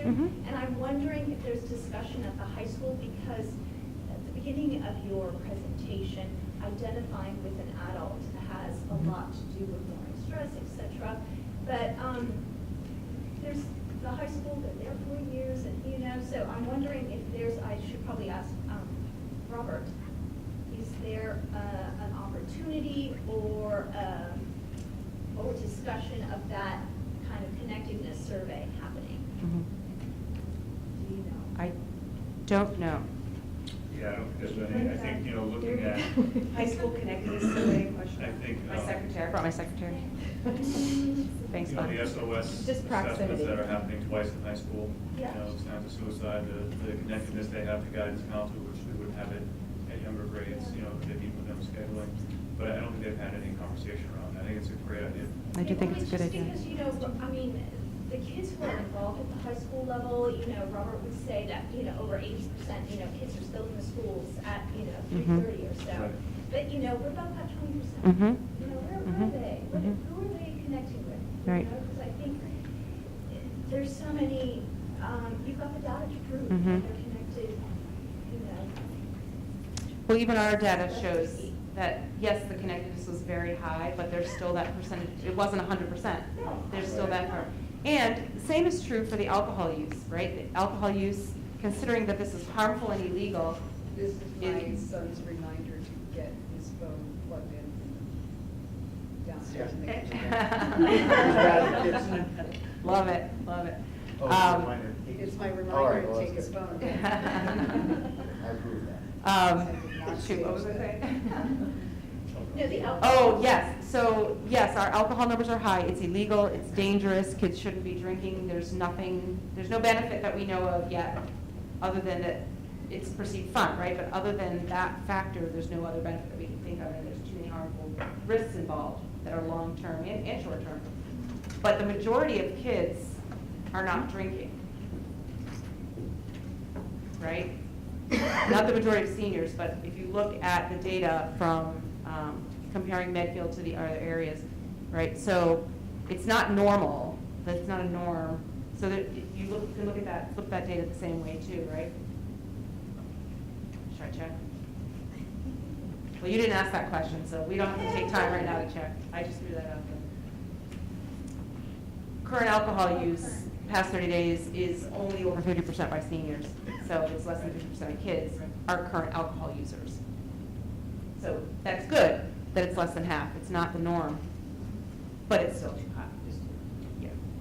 And even, I know we've done a lot with the Medfield talks and collaborating with them, but I mean, so many, it's just what, you've got 5 million things. Right. I going mean, through your brain. this is not an exclusive, extensive list. There's so many more things we've done. And even collaborating with other organizations, Medfield talks about even teaching parents, just a little bit more of an awareness. The number of kids, whether they're reporting it on the survey or not, that are getting alcohol from their homes. They're getting the alcohol from their houses, the basement, fridge that has all the beer in it or whatever. They're not standing on a corner with some random person, buying from a liquor store. They're getting it from their parents. And so I just even a little bit more, number one, the illegality of that situation, that it's coming from your house and you're providing alcohol to minors. But I think just a little bit more, speakers, some more collaboration, just around that kind of educational component to this, that I think, you said the more that parents talk about how we disapprove of this behavior, whether it's vaping, alcohol, that it needs to start at younger grades, Wheelock, Dale, wherever you want to start. But even that conversation, so that parents have that in the back of their mind, that I disapprove it, you're going to hear I disapprove of it, and just the educational component around that. And the modeling that they see in their Yes, parents as yes. well, the behaviors of parents themselves. Yes. All of us as adults. Mommy needs wine. There's Right, a I mean, whole- it's a cultural There's issue. a whole kind of marketing campaign currently Right. around to making sure that we all desperately know that wine is the best way to get to the place we want to be. Mhm. It just Mhm. is out there. It's not like Right. I think one thing that I want to mention, as we were going through, we kind of said, and by the way, this is twice as bad as girls. I think that we really need to think about that. I think we very seriously need to think about that. And I also think we need to think about a slide that we didn't put up there tonight because of brevity, but that there is dating violence. That there is pressure to perform sexual acts that young women do not want to and feel as though they have to. And there are very specific slides about that. Yep. It is not out of proportion, and in fact, might be less than their cohort, but it is part of our young men's and our young men's lives. And it is not that it's not something that we are inert to. It's not something that we get to skip. Right. So as we have girls and as we have young men and we have boys, we need to be talking to them now, not when they're in high Absolutely. school. Right. But as we socialize, think about what respect is. Yep, thank you for That's mentioning my, that. that's my soapbox. Yeah, no, that's wonderful, and thank you so much for mentioning that. There are, as I mentioned, there's 166 different questions on the survey. So we had to narrow down, like, what can we address right now? But yes, thank you for mentioning that, and the full report is on the district website, so you can go at it. I know you're supposed to come back in, you were supposed to come in October, so you had conflicts and then we had conflicts, so I appreciate you sticking with it. Thank you. I appreciate your flexibility. Thanks.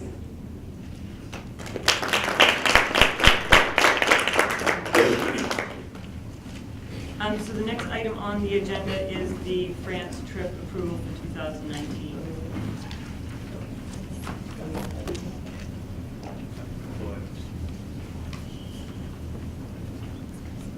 Sorry, Madam Chair. So in your packet, you had a request from Mr. Carter for the 2019 France trip approval. I know they want to begin work on that as soon as they can.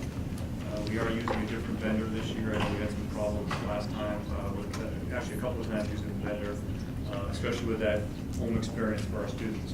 We went and looked for a different vendor that had some really good references, and so the first time we're using them.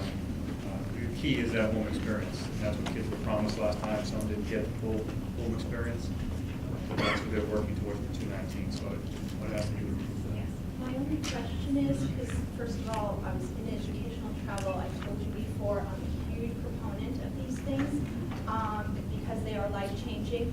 But I believe the problem at the last trip was because the trip fell over Holy Week and Easter, and in Europe, that's a big deal. So they couldn't find families.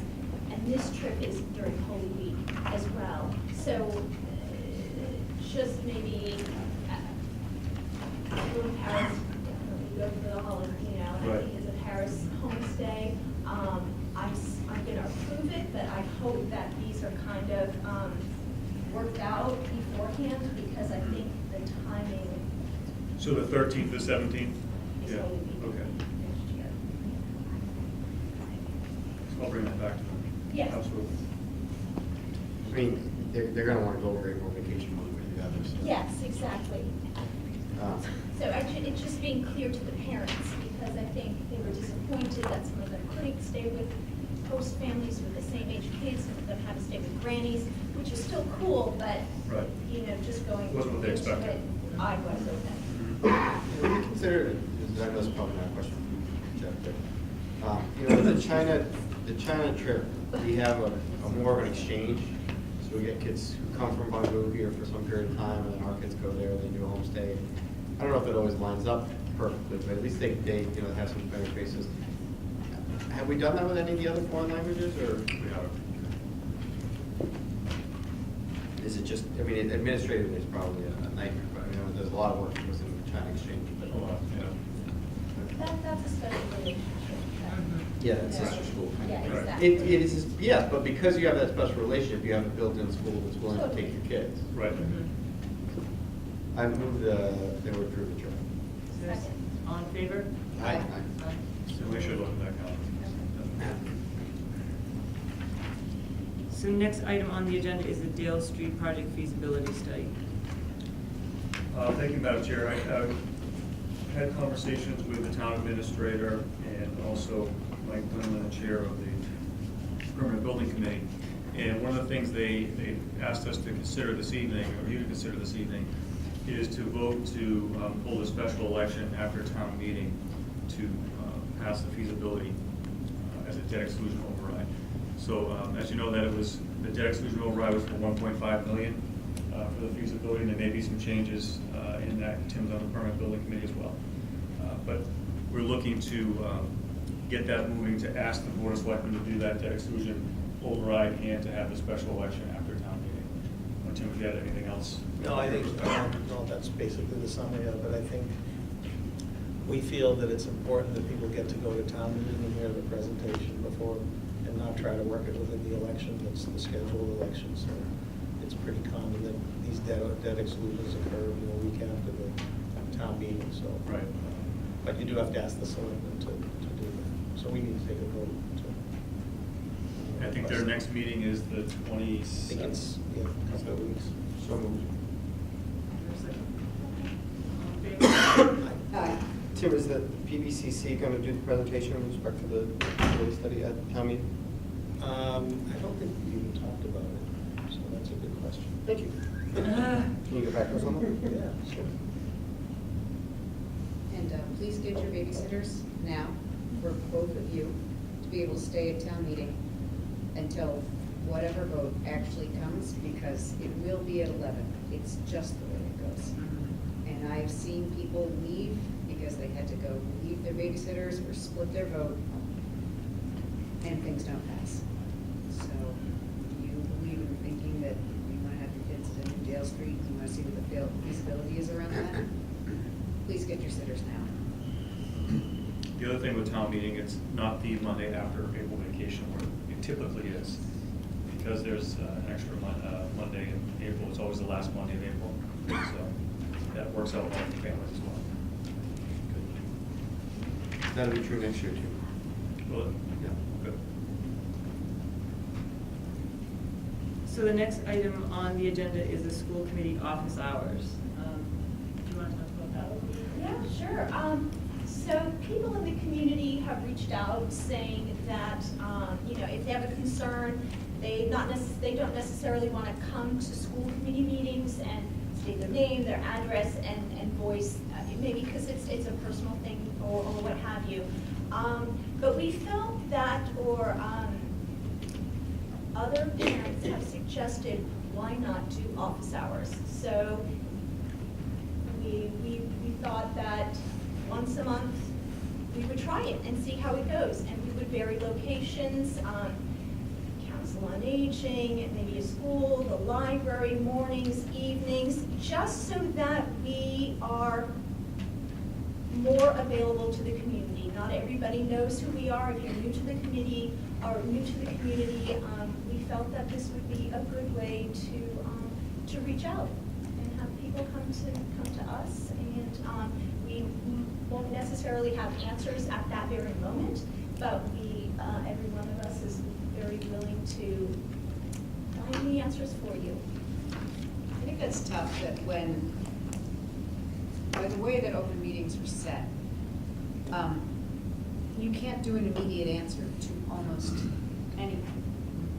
And so I think a lot of it is coming to us, emailing us, but that's not always the way that people feel the most comfortable approaching. And obviously, if we were to do, office hours, we would not be able to obviously meet all 5 of us. That becomes an open, that's an agenda thing. So it would never be able to be more than, I just want to clarify, It's two, one or two. But it would be a place where you could be a sounding board, or you could talk to us, see what we know, and then we can come back to you. So. And I think, we also get the number of people who, like Anna Mae said, are not comfortable standing up in public, talking about either an issue that relates to their child or a teacher. They're not comfortable in that environment. And they also feel that they don't want to take our time by calling us at our homes or reaching out on our cell phones, despite us saying that, call us anytime. It's kind of like saying, oh, pop over anytime. Nobody wants to actually do that, and nobody ever pops over. So we thought that if we had a time for those people that, maybe just want to pop in for a quick question, or just to kind of get a little bit of guidance that they normally wouldn't do on a Monday night in front of cameras, that those people should also be heard. I gotta say, I have serious concerns about this. I think most often when we're all elected officials, and when you have office hours, it's, as an elected official, you do that. Pete Peterson does it every, week or month, but he does it on his time. On a Friday. And so I have a couple of concerns. One is, when I try to recruit people to run for school committee or join the warrant committee or run for selectmen, I hear people always say, geez, I don't have enough time. First of all, I get pretty insulted by that, because it's just that I just have all kinds of time.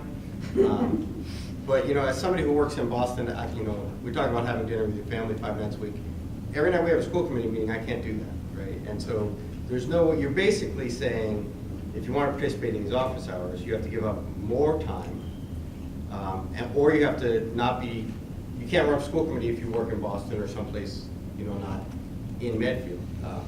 But the other thing you said, Marianne, that really is the core of my concern is, it's not appropriate for a school committee for us to hear complaints about individual kids or individual teachers. Our role in terms of hiring and firing and supervising is limited to 2 people, Jeff and Mike. That's under state statute, it's under our policies, it's under a town charter. If we start getting into, this teacher or that teacher, we are way over our skis on that. And I have a lot of concern that in a one-on-one setting, that's the kind of thing that people are going to come to. I love to hear from people. I hear from people in the grocery store. I hear people, my kids don't play soccer anymore. I used to hear from people on the soccer fields. I hear from people in town.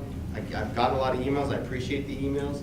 But I think if people want to hold office hours, I think it's great to make yourself available. But I think it ought to be you as an individual, just the same way Pete does for the selectmen. And I know that's not a popular opinion in this era of everybody being, I'm also not on Facebook, so I don't get all that feedback. But there is we are, volunteers. And we have limited time to commit. And in a year where you've got difficult budgets, you've got all of our contracts are up for negotiation. I just don't have any more time to commit to something like that. And I'd be concerned if that's sort of what's expected of us. I thought that the feeling was really let's try it. Well, let's see. And if people have questions about personal teachers, it's not for us to go and fight their battles. But I think sometimes parents just want guidance. A direction where to go. Go to the principal. Right, but I think that there are people that don't know that. That there are people that just don't know that. I think there are people who want to get, well. Right. I think that I actually conceptualize this a little bit differently. I do see the Pete Peterson model, and I appreciate that, and I don't think that I think that Marianne and Anna Mae are talking about this in terms of putting this out there and saying in public meeting that this is something that they are interested in doing, and I would be interested as well. People could come to you with a complaint about a specific teacher, but you can also say, that's not what we do. That's not what we do. What we do policy, we do budget. If you have questions about the district that you think we may have information about, yes, absolutely. I am willing, as much as I am willing to write some very long and I'm very sorry emails back about that or whatever, I'm also willing to have that kind of conversation with you. And maybe sometimes in a conversation we can glean more than we're able to in an email.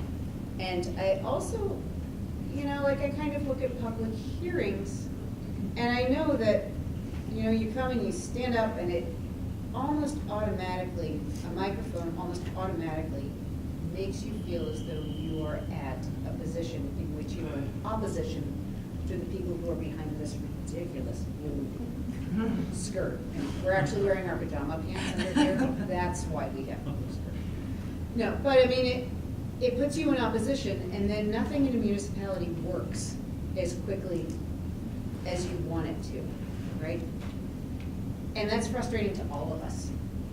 I personally have loved to have said, yeah, absolutely, I will find the money right now to do this thing, this thing, this thing. You have a good point. But in the structure of how we do things here, we aren't able to. And how we do things are also how every other school committee, in fact, we're kind of loose about it, does it in the state. So I like the idea of being able to communicate in a different way. I also think that there is a place where we could make better use of the superintendent advisory parent committee, that we could do a better job of, because it's morphed over time, that we could do a better job of publicizing that, because a lot of the time that is a really good place to be able to have a dialogue. And that allows people to be able to kind of hear other people's ideas. So it's almost, like, I think that there are ways that we can be doing things that don't necessarily have to be, me over here with my name tag and you over there seats, so thanks for hanging in. Not But it's- bad. No, they're pretty bad. If you get a rocker, Can I ask for clarity on just sort of what you're thinking? So there's 5 of you, and if you did something once a month per se, one person, that would be a commitment of 2 times a year? Is that sort of? hadn't even thought about it. I think we were just floating it out there. I think we're gonna try it. Okay. And that's the other thing, It's there are other school volunteer. committees that do it, you know, Anna Mae and I, and even just, you know, it could rotate who's ever available based on the day, the time, if it's morning, if it's evening. Obviously, there can only be no more than 2 because of the open meeting laws, but I think just having a present, you know, kind of the same couple of people always come to the meetings, but we service an entire district, K through 12. It's not, and a lot of people are calling us on the phone constantly, I'm so sorry to bother you, is this a good time? And if you, quite honestly, the amount of time that we spend talking to people on the phone that call us would be, if it was an office hour once a month or whatever, would actually cut down on the number of hours that we spend in some regards, depending on what's happening in the district. So, you know, there are a lot of people, I think, that either have, you know, or just some guidance, like we said. It's not a question and answer session that we're kind of thinking of. It's more of listening to people and either providing guidance or finding, you know, it's just another way of, you know, it's kind of like I always say, it's, you know, the kids that are screaming the loudest are not necessarily the ones that need your attention the most. Sometimes it's the quiet one who is sitting and not saying anything that really requires the most attention. And sometimes I feel that as a district, the way our meetings are structured here, it's the ones who scream the loudest that are they think they're gonna get everything done. And yet the issues that sometimes need the most attention are those that are not screaming the loudest. And those are the ones that, as a group, I think that we want to make sure that we're listening to as well. And I think for some people, even that kind of setting lends itself to being receptive to some of those issues in our district that are perhaps unheard. So we're hoping that this is just, and like we said, we'll try it. It could bomb, we don't know, but it's worth a shot, right? To try and see where it goes. Because, you know, there are over 2,600 children in our district and families. And, you know, there aren't that many people that come. Right, right. We'll call it a pilot. We'll give it a shot. Other districts have done it, right? Just my favorite kind of pilot. There would be a public. We'll announce those on the website. We'll post some. We're still working on venues. We've got some positive feedback, some dates, and some venues. You know, we were even thinking, you get to the senior center, you get to Dale, you kind of move around. I mean, there are seniors that we don't just service the school district and our families. You know, there are a lot of people in Medfield that we have to consider. So It would only be, it's not a public meeting. You'd only it's have not a 2. public meeting. So it'd No. only be 2. There are only 2 of us. It's not a public meeting. We don't have the meeting requirements. So, but we will post them on once we nail down the venues and the times and. Try.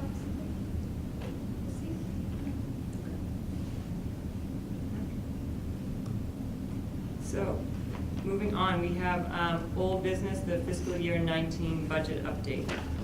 Thank you, Madam Chair. I have a presentation just to go through some slides.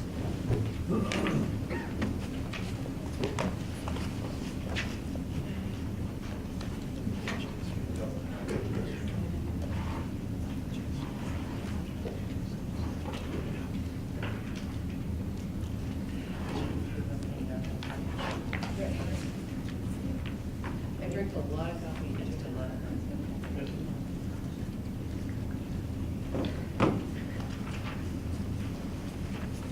Okay, so you folks sent me back to do a little more work on the budget.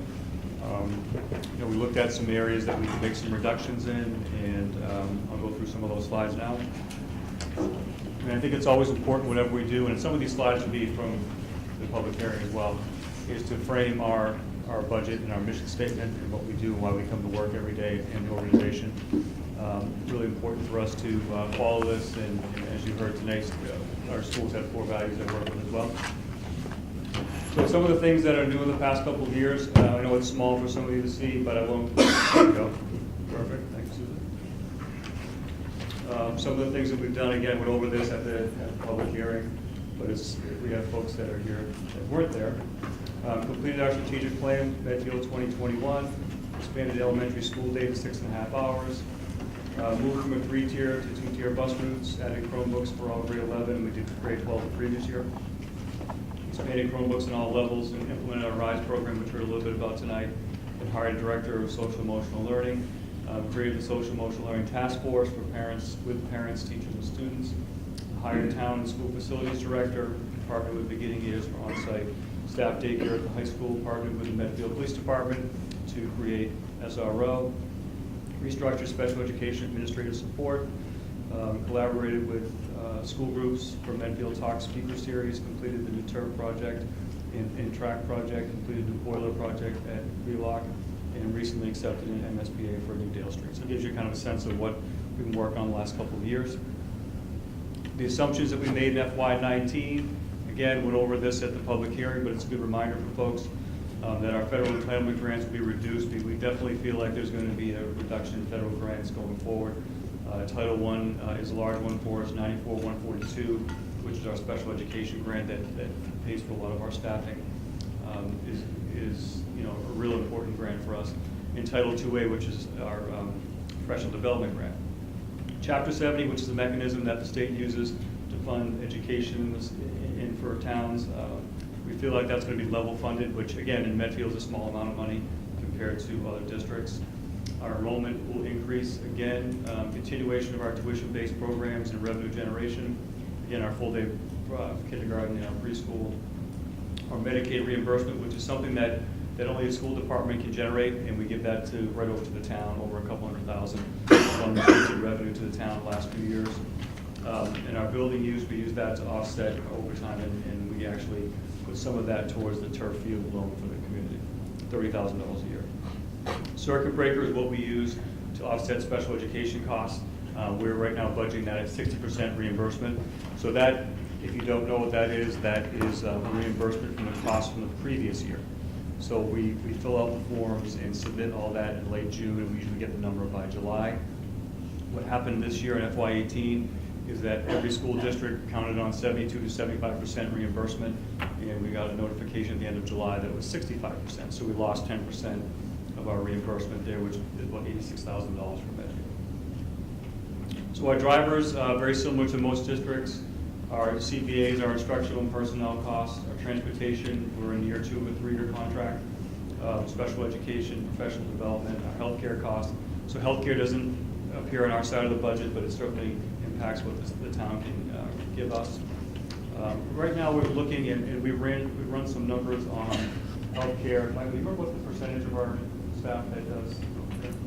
Or was it 50%? So right around 50% of our staff take health insurance through the community. We'll have to I'll get you a real number on that, but it's not as much as you think there. And then our enrollment increase in the teachers at both Memorial and Wheelock. So this is something that we talk about each year in the budget, the per pupil expenditure. And this is what the state puts together based on the end of the year report. And it allows you to compare apples to apples of school districts. So they needed one mechanism to do that, and the state has derived this years and years ago. And you can see where we are. We're over here with our per pupil expenditure. And then Weston is over here with almost $24,000 per kid. State average is right here. And if you remember on the slide, we talked about if we actually spent the state average per pupil, that we'd be somewhere around a 17% increase in our budget for this year. So it gives you a breakdown of the increases. Yeah. Gone through all of this before at our public hearing. 72.4% of FY19 is instructional salaries. So projected class sizes in K to 5. And this is based on the data that we have from NASDAQ and the projections from NASDAQ. You'll see that our full day kindergarten, we capped that at 21, so we have control over that. Half-day is to be determined. We're not sure what the enrollment's going to be for half-day. Grade 1 at 21, which is certainly better than what we have this year. Grade 2 at 20, grade 3 at 22, grade 4 at 23, grade 5 at 23. And this is based on projections, not all actual students. So let's look at some of the historical data so you get a sense of where some of the classrooms were prior. In red, you'll see what the projected classroom averages are for next year. And then it starts in the year 2011, 2012. And you'll see where the averages were back then. You'll see that, grades 4 and 5, not a lot of difference. We're talking one kid or so in grade 5 from what they were in 2011, 2012, 2012, 2013.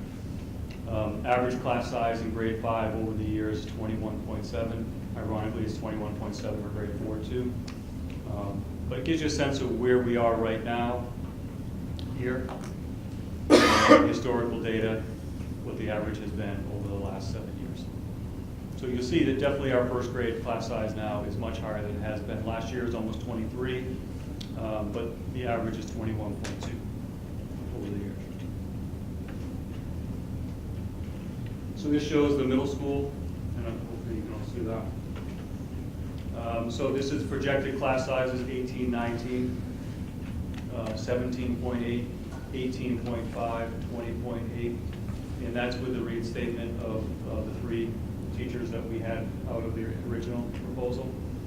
And you'll see this graph where class sizes in 2011 in grade 6 were 22, 21, 20, 19. So next year would be the lowest class size we've had in that grade level for a long time. Give you a sense of the historical data there. Jeff, Matt said that if we did not add those teachers, it'd be just somewhere between 22 and 23, right? Correct, 21, 23, depending on the course. Around 22. Mm-hmm. So here's some of the reductions that I'm recommending, and I guess you can look at these and say that this is what we can live with as a district for a year, based on what you folks wanted me to do and reduce the numbers. So looking at the payroll side of things, not rehiring a director of curriculum, which is someone that's retiring.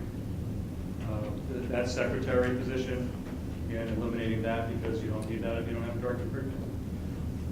Sick leave buyback. So in our budget, we had X amount, I think it was $75,000 that we had in there for sick leave buyback for folks that are going to retire next year.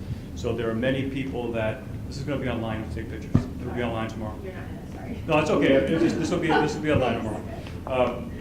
Unless you really want to take pictures. That's okay too. It's a good time. Yeah. We looked at folks. We asked them who's thinking about retiring next year and get a sense of what it is, so we can project those numbers out. And then if they have they're grandfathered in to a contract language that gives them a percentage of their sick days back. So we did that based on what we think is going to happen next year. On what folks have told us, we eliminated $45,000 out of that line item. Jeff, just because I know people are here for the first time, can you just stop and just explain? This is, or maybe I'll just explain it for you. Those two items, sick leave buyback and unit 8 lane change, are some things we always, when we vote the first budget, those are things we always expect to have more clarity on. Correct. By the time we get to So today or next. Exactly. So the Unit A lane change, that's typically, again, the pay structure of teachers, a step for every year, and then horizontal lane change based on degree attainment. We get a pretty good sense. We ask teachers in October if they can give us a sense of where they're going to be, if they've taken classes and they're going to be at, say, Master's 30. So we can project that in the budget. So this time of year, we start to get more feedback from teachers saying, geez, I thought I was going to be here, but I'm really going to be here. So we took a look at that, and we still do that up until usually around April to fine-tune that number, but we felt pretty comfortable with reducing $30,000 out of that line item based on what teachers have given us for feedback. And then what's the deadline by which they have to tell you about a degree to get for next year? There is no deadline. They actually can change on the fly. Okay. Yeah. So if they say it's Master's 30 and then they change, say in January, then their pay jumps up right from that point. So we have some mechanism in the budget for that as well. So Jeff, We have to plan for that every year. Sorry. The director of curriculum, not having one, how is that going to impact our students? Well, Because that, after Yes, I was- $40,000, I mean, that's a pretty big. so I was, again, the goal of this was to try to make reductions what we could live with for a year. Not perfect. I mean, none of this is perfect that I'm going to share tonight. It's based on adding those 3 teachers back, and also in this, you'll see an additional 4th reserve, so to speak, teacher for elementary. So that, professional development is coordinated, teacher mentoring, grants management that have to do with professional development, all of the curriculum, the professional development committee that plans all that for the year, any of the curriculum alignment that happens K-12, meetings with department heads, meetings with principals, all that takes place with that. I mean, That's a critical role. it wouldn't have it if it wasn't. I mean, Do you know of any other district that doesn't have a direct, some head of curriculum? Most districts have an assistant superintendent at that level, right? Close to 175,000. Yeah, I mean, I think so.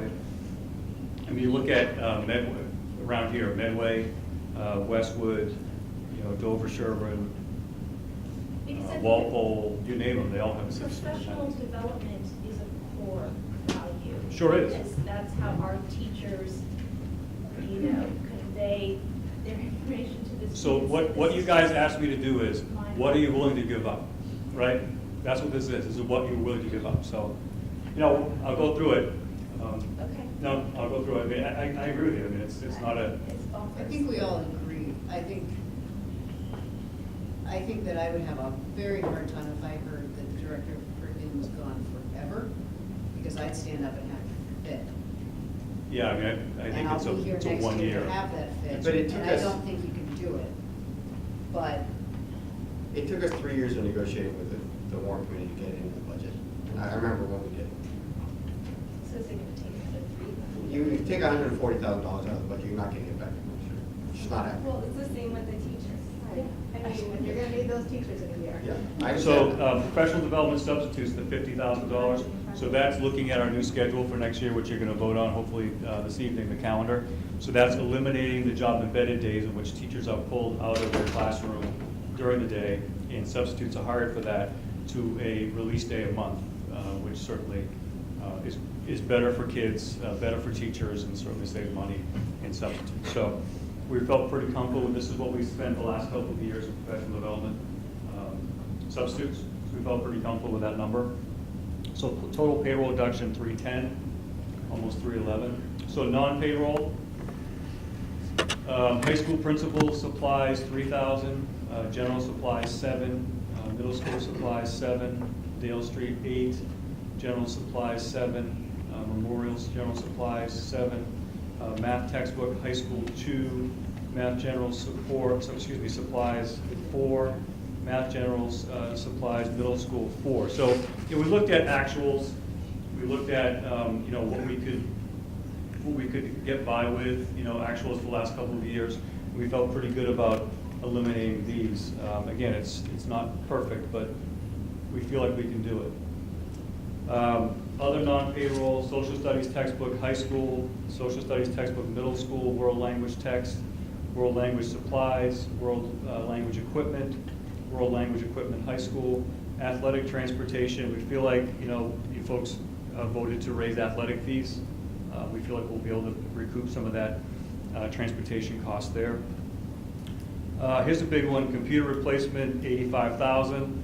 A lot of that isn't just desktops and Chromebooks and all that. That's not it. It's looking at the projectors that we have in our classrooms and replacing some of those. They're aging out right now. They're dying. I mean, we need to replace some of those. But a bulk of that 85 is there. Owen and I, we talked about it. We think we can get by 1 more year, but it may not be perfect. But this isn't about buying Chromebooks. We're done with that for a little bit because we have enough to do MCAS testing. We're in good shape there. Bless you. Textbook adoption. So that is when we do something as a district-wide adoption. It's different than the middle school, high school textbooks that we discussed. So that's elementary science. Okay, so that would put the initiative on hold for 1 year. We've done FOSS kits for the last couple of years. We've had teachers pilot. We bought one kit for every single classroom, and then 16 other teachers have another kit. So that would allow another year of practice with the teachers to really solidify that. But it would hold up that initiative for a year.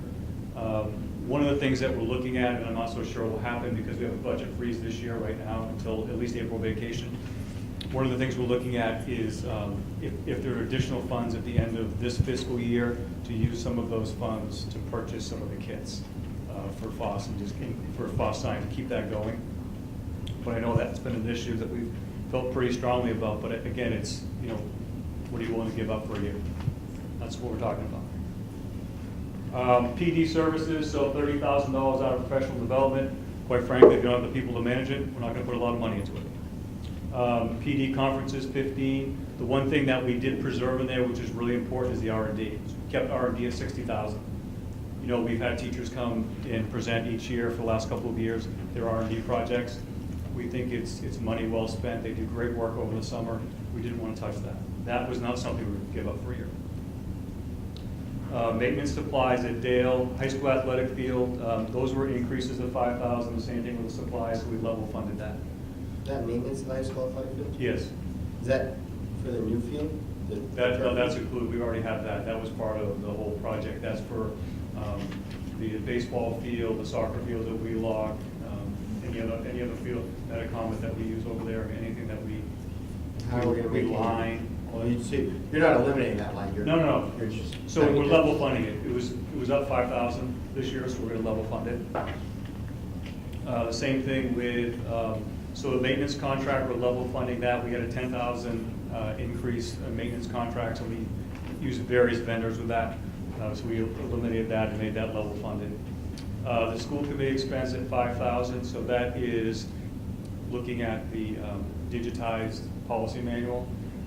Jess did some communication with MASC, and they're willing to break that up over a couple fiscal years for us. So we were able to cut the 5,000. So total non-payroll 270, total reduction 581. So that's what we spent our week, cutting 581 last week. And then we have to add back 3 6th grade teachers in the reserve. So that's 232,079. So new budget request is 34,641 for an increase of 4.86. So what does the reserve elementary teacher do? Like, what are they going to do? So it's really going to be if we have an influx of students over the summer, you know, we would target that at Dale Street based on the numbers there. I mean, again, I don't think 23 is awful. I just don't, in a 4th and 5th grade classroom. But if we are in a situation where that climbs, then we'd have additional teacher there to offset that. So we'd probably have maybe the 4th or 5th grade, depending. They're pretty even right now. So that'll happen. In other words, they'll do something. They won't just wait for that climb to happen. No. He's saying we'd wait till summer to see how. We get a sense of what it was. Yeah, we get a sense of what it was. I wouldn't want to deploy someone in 4th grade and then we have 15 kids moving into 5th grade. You know. And again, last year could have been an anomaly in terms of that. I mean, you know, we don't know. So is that teacher definite, just depending on It's in here. It's in the. It's in this proposal. Has 25, not It's 23. in this proposal. That's a big. And Jeff, how many adults did we add, other than teachers, how many adults are there that we've added to the elementary schools in the last 3 years? Don't all the elementary teachers have an adult there at least half the day during the curricular time? So an aide? Yeah. Yeah, I'm not sure. You definitely at Memorial you do, because kindergarten has a full-time aide in each classroom, and then we added one this year to 1st grade so that everyone has a half day in 1st grade. And we did some work on the schedule so that we wanted to make sure that the aides were in the classroom when the instruction was going on, so it wasn't just, okay, you have the morning and you have the afternoon here. We tried to look at the schedules and make sure that it was when instructional learning was going on, so it wasn't when kids were at phys ed or something like that.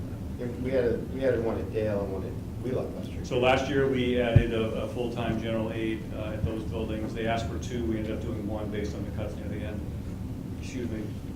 And we've added 9 aide positions since town meeting of last year. Some of them related to special ed, and some of them. yeah, there's nothing we can do about those.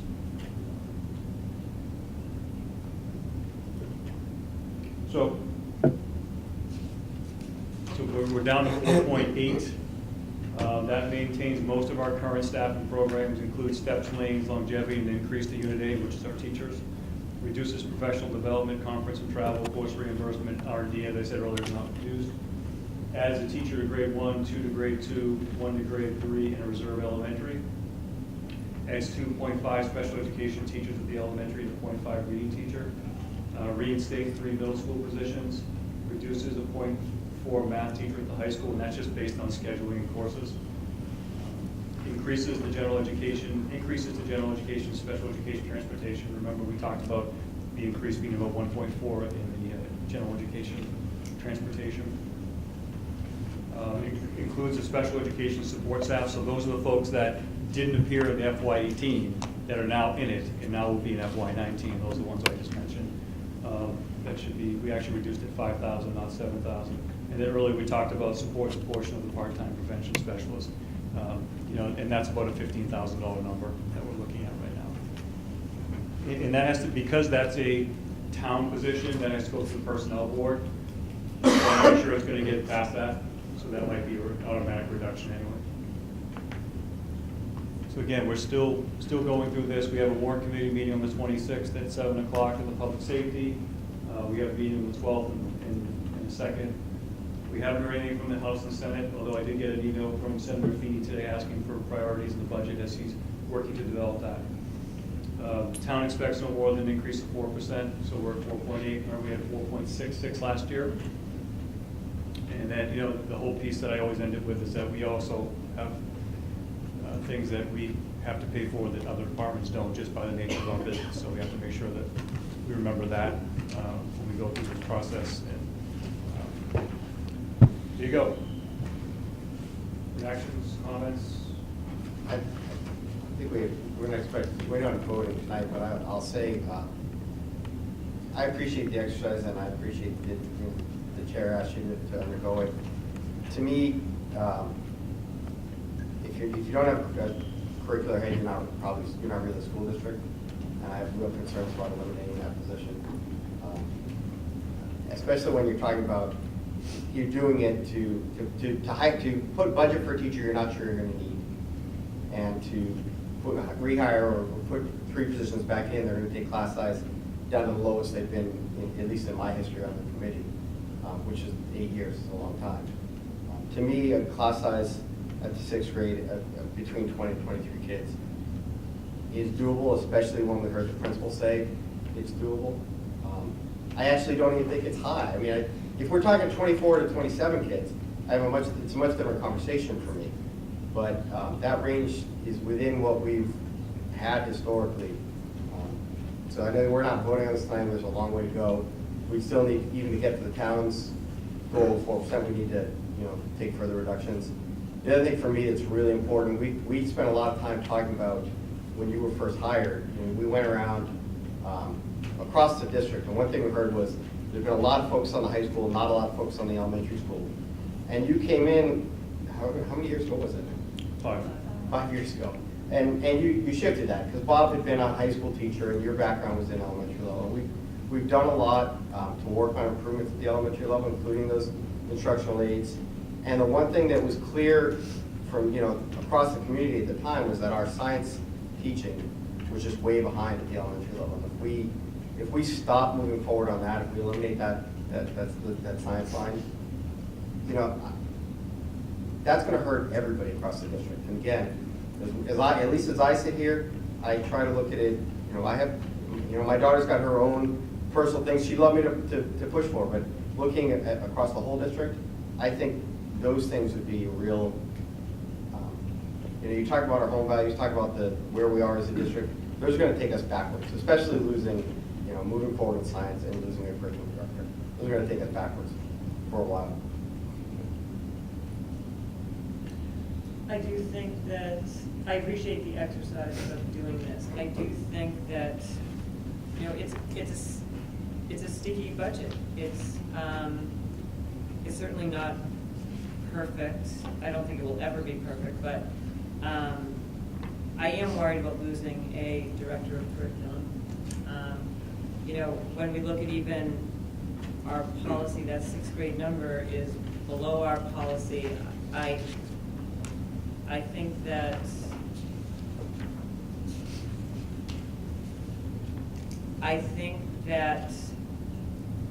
if we know that the curriculum director would be a position that's only a year, I think it's. That's all I'm saying, is a year. Right. No, but it does make me worried if, you know, if the warrant committee, or once it's gone, it's, you know, it's like it never existed. Well, I mean, I think Look, at some point, we're gonna need an override. You have to go for an If it's override. not this year, we're gonna need an override, right? And maybe you can get it back in there, Right. okay? Because we can't, this is not long-term sustainable, No. right? Those 3 teachers are gonna have to come back in because that dip in enrollment's gonna come back up. Right. But right now, you know, the warrant committee hasn't said they'd support an override. The board of selectmen hasn't said they need an override.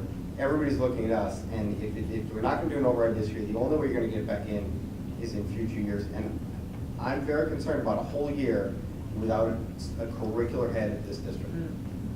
I mean, I think you need to remember, and I know you folks know, there was a time, not very long ago, that 5 out of 6 years there were overrides for the schools.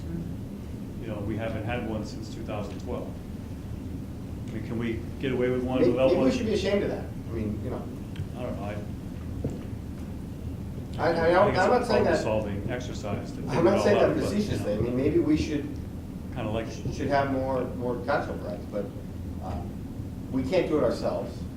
There hasn't been a committee forming of people who are going to vote, you know, to put the ballot together. There's a decrease in volunteerism across the town in terms of putting any of the school committees together, school, you know, site-based committees together. But I mean, there is a time at which we can't do this any longer, and I think the town recognizes that. But to me, if it's not this year, we're going to need an override next year, and it's probably going to be a significant one. And the difficulty with doing it this year is we're already going to ask the voters to raise their taxes to pay for Dale Street. Correct. And any override that we did for the schools that is not a debt exclusion, then, as you mentioned, becomes permanent, part of your tax base, and doesn't necessarily Doesn't necessarily end up come back, getting, yeah. you know, we might get it for a year, but after that, it becomes cash that just goes. Right, but I think we've been team players with the town as we've had tax increases for the public works building, for the public safety building, and now for Dale Street, and that's been important. It's been part of the collaboration we've had to keep the district moving forward and being one of the top 10 districts in the state, which makes it one of the top 30 districts in the country probably. But again, some of these cuts are not, I just wouldn't support them in order to put these teachers back. And I know that probably makes me unpopular among some folks in the room, and I'm glad to have you here. I'm glad to have heard from you. But, you know, looking at the whole district overall, if you don't have somebody managing your curriculum, you're not a school district. I also think though, you know, when you talk about an override too, an override is something that you start long before you get close to town meeting. An override starts going to pin nights and talking. Yeah, the last one we did, we started in September. Exactly. You start a groundswell very, very early in order for it to be successful. I think that looking even, you know, forward, just, you know, right now we're looking at next year, but I think we also have to be mindful of, you know, this is a drop in that cohort. It's not as significant a drop as we once thought that cohort was going to be. The group coming behind that is larger, as we've seen, unexpectedly larger. So I think that as far as that cluster model, it's such a great model. I think that that is sustainable with the groups that we have coming up. I agree that the part that obviously is not sustainable for anyone in education would be losing a director of curriculum. I think there's a lot of things that we still need to tweak and work out. Deb, I have a quick question, and this is probably for Michael. So, in real numbers, what is that 0.86? I'm just being lazy and not doing the, not doing that.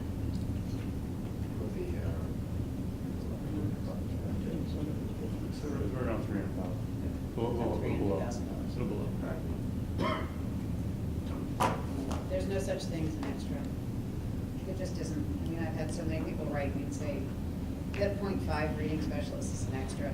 And I think, not down the line, it's not. And that SEL, how much do we need SEL? Or why are we thinking about getting another special ed, you know, .5? Or why do we need guidance at the elementary school? And I just have to say, there are no extras. They're just sometimes just really lousy decisions we have to make. But if we're going to continue to be the best school district we can possibly be, we have to stop thinking of these things as extras, but we have to think about them as continuums. Children from 3 years old all the way up to, in some cases, kids who are 22 years old. We can't just think about one part, but we have to think about that one part so much too. There's just no extra. Jeff, in the past, and I've done the budget 7 years now. In the past, we've had some discussions with the warrant committee about unexpected costs. So we've had kids with profound disabilities move into the district who need, you know, an outplacement service that runs Or healthcare. $200,000-300,000, right? And the warrant committee said, you know, if that happens, come to us. I think, you know, with respect to this reserve teacher, I'm very uncomfortable budgeting for a reserve teacher, but I'm not uncomfortable saying to the warrant committee, look, if we have a big influx of kids, we may come back to you in the fall and say, we need to transfer from free cash or whatever it is. I think we need to start sensitizing them to that fact now. I think that's possible. Certainly when we talk about kids with disabilities, we've had conversations. When the town votes, for example, on you know, our salt budget, some years we blow it in the first week of December, and we have to go back to the town meeting or to the warrant committee for a special transfer of money. You know, if we have the budget as we voted, I know it's not our final budget as we voted, it restores appropriate class sizes to the K-5 level because we're adding positions there. But adding a reserve teacher without, you know, a demonstrable need, not only will warrant committee not approve it. I mean, I've been to 7 town meetings in Medfield. Without a demonstrable need, they'll say you're not going to approve that amount. They can't cut a position, but they can decrease your budget by $64,000. I mean, that's one strategy to use. I mean, we could go in without that, and then if we need it, you hire the person, and then you look for free cash in the fall. I think that is true. I mean, you can't start putting what ifs in your budget. Your budget would be full of what ifs. Well, you got to put a few what ifs in there. You always Right. You always have to do that. Certain assumptions, but I think what if population goes down, you know, our projections might be wrong. I think those are kind of. Right. But their experience is that since 2010, FY10, student population is down in Medfield 400 kids, right? 390 kids. I've done that right now. I'm not sure. So, I mean, that's their, when we go into the warrant committee, we all know who's the warrant committee member who's going to say, if you have fewer kids, why isn't it costing us less? Right. Now, we all know that's not logical, really. But I think we do need to start sensitizing to the fact that we did have an unexpected increase this year. If we have it, I mean, we'd have to know by August 1st for it to be any good, because you can't do something in September and start moving kids out of classes into another class. Right.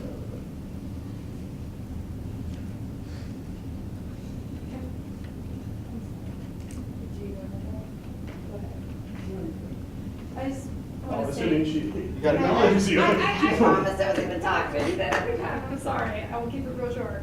One thing I think to just factor in when you're thinking about these decisions is when you let go of teachers that have already been in the school, in the curriculum, already in the culture, they have a place and a belonging.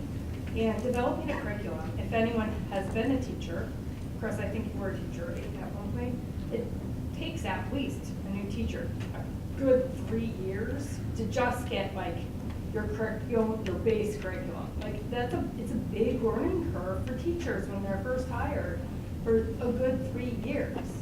So when you're talking about, shuffling teachers to different grades or, cutting teachers and then hiring teachers, there is just something to be said for the time and energy spent on developing curriculum and already being part of the culture. You're absolutely right, Jen. You're 100% right, and as you know, my wife's a middle school teacher. Because she's certified in a couple different areas, she's changed classrooms every year, and it's twice as hard, there's no question. And that's why some of our teachers may, I don't think we expect that we're gonna lay anybody off. We've got a lot of attrition. But you're right, I mean, that's the challenge, and I talked about that at the budget hearing. Plus, I've had 2 kids go through Blake. I know pretty much every one of those 6th grade teachers. It's not a decision I would make lightly. It's not a decision I'm done with either, but as compared to all these other choices. So just to add to that, I'm sorry, I know I've already spoken today, but the numbers we heard for 6th grade from Nat at the advisory committee meeting were 23 to 25, which would put you at the higher end. We just had a whole presentation on how our kids are getting destroyed as they enter high school. And you want to put them in classes of up to 23, 24, 25 kids when they are going through puberty, when they are just starting to learn social interactions on the internet, when all this sexting and drinking starts. How is that a social conscious decision that you guys can make as voted members of our society when you had a huge letter writing campaign? This is not what parents want. Parents want the cluster model. We want the smaller classes. I absolutely appreciate that, and I appreciate the feedback. Some of the feedback we got back, though, was some people saying, well, we don't need the social emotional learning piece. We don't need the guidance counselors. I mean, to me, I think Mrs. Cowell would say, those are pieces that are helping us with that. They're all pieces, and they're all valuable. And again, this budget process doesn't end until the last week of April. So, and I was actually going to say Conway, which for a change, who would have thought? So I talked to Nat at the public hearing, and he also said right before that it was 23 to 25. So I'm not sure 20 to 21 makes it seem like 6th grade not an issue. But both in the Parent Advisory Council and right before the public hearing, he said 23 to 25. So that's a risk, given what happened last year with class sizes, that we undershot. The classes were too big, the assumptions were too conservative. If you're going to make a mistake, it seems to me most parents would be, oh darn, 17 a class versus, oh darn, 25 a class. So if we're going to make a mistake, I don't think there's a parent here, and I don't have a hunt in it. My kids are, we're seeing the grade. We're out of here soon. But for the community and knowing what those years mattered, and when you look at what Nat Vaughn has done with the reduction of stress in the middle school, I think the cluster and the attention and the hands-on is a big part of it. That's a win on social emotional learning. It's been a significant decrease in stress, and I think it has a lot to do with both Nat's approach and the wonderful teachers who are there. So I just would, they're tough decisions, and I respect that, but I think anytime you have teacher to student, that ratio is the core of it. So. One thought. I know that you were talking about budgeting for new teachers, masters, step 5 plus 30 at around $62,700. Some of us in here being educators, when I look back at my first year teaching, I have a mom here. One of my students was one of the best years. Clearly, I've grown a lot as an educator, but can we look at where we have elementary schools with a pretty diverse level of experience currently? It's not like when I look at Memorial and Wheelock and Dale Street, like we have all really new teachers. Could we think about hiring some high quality applicants that don't have those years of experience and are cheaper? Because we're pinching pennies here, and we know that we can still attract good teachers from recommendations. So the direction I give principals is hire the best person. Right. So whether they're step 15 or they're step 2. Okay. Okay, that's the direction they get. And I would want nothing less for our kids, so I'm not going to have them, I'm not going to say you hire the best person as long as they're only step 3. Lots of districts do that. I'm not willing to do that. I don't think it's right. I think you hire the best person for the kids. So that's just, it ends up being the average. Right, no, I understand that, you're gonna have applicants that are at the higher end, but where we're expressing such concern as parents, I'm also saying we wanna hire the best person, but have an open mind to that too, and maybe we change that piece of it. And just, Chris, to your comment about without a director of curriculum, you don't have schools, I appreciate that, I don't wanna see any of this cut, but the kids are why we have schools. No question, and that's why we're here. Right? We're not here for any other reason, okay? I'm not here for any other reason. I don't, I see the light at the end of the tunnel too. My kids are both in high school. And I've served here for 8 years, and it's not because I want to keep administrators. And I don't mean to be so argumentative, I'm just talking about it. I don't mean to be so argumentative. But, and kids are the center of our schools, and teachers are the center of our schools. But they're not everything that you can't, we're not operating one-room schoolhouses here anymore. That's just, that's how I sit here and make and I'm only one person on the committee. And again, we're not taking another vote on the budget until we meet with the warrant committee again. But when I look at, what I'm willing to give up and where I'm not, on your behalf, because you guys all elected me 3 times, if you voted at a municipal election, right? Then that's what you put me here to do. You may not agree with me. People frequently don't, especially in my own house.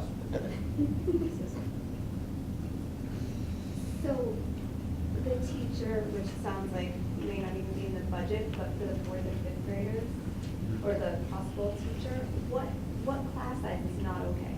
Because right now there is 25 with the 3rd graders, not every class, but there are 25 kids, and that's way too many. So like, what is the breaking point? Because in December, I thought your budget said they were getting one for next year, and now it's gone. Yep. So I'm struggling to understand why. Yeah, so, I don't know if I answered your email with that or not. I don't know if I did. Okay. I think I said thanks for the feedback, but didn't give you the reason. So we wanted to really focus in on early childhood and get those numbers into a certain, certain range of 18 to 21, which is the wheelhouse that we'd like for our early childhood. And that's our focus was, and that's why that second teacher went to grade 2 for next year. The reserve one's there.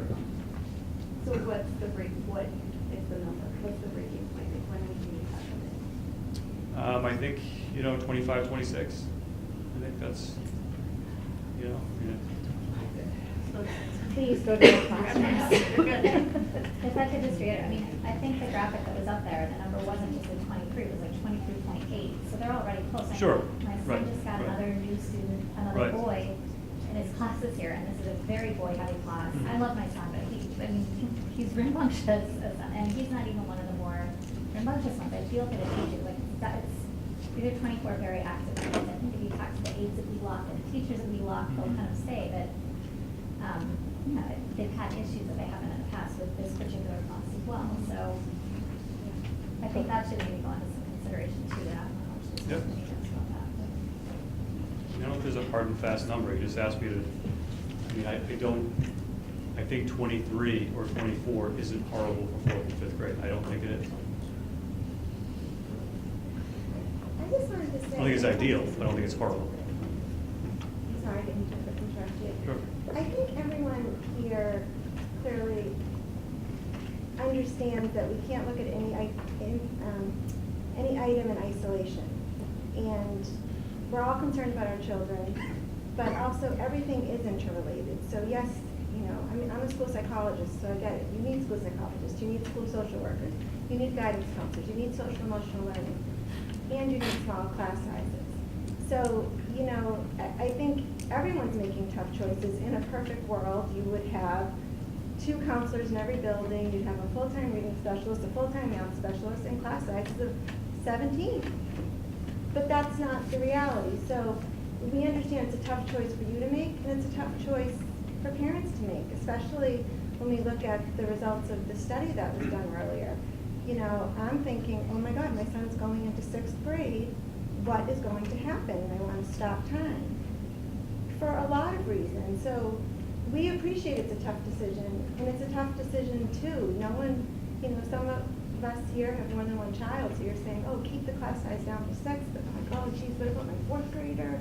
And what about, your 1st grader? And we all just want to work together, and we want to keep class size down across from K through 6, because I see it with my 5th grader, his class size is larger, and, his class sizes are creeping up, and it's trickling down to the 1st grade that has larger class sizes. So there is no easy decision, but we understand the sacrifice that we're asking you to make too, and we know our kids are going to suffer somewhere, but maybe we're just okay with some suffering for a smaller class size.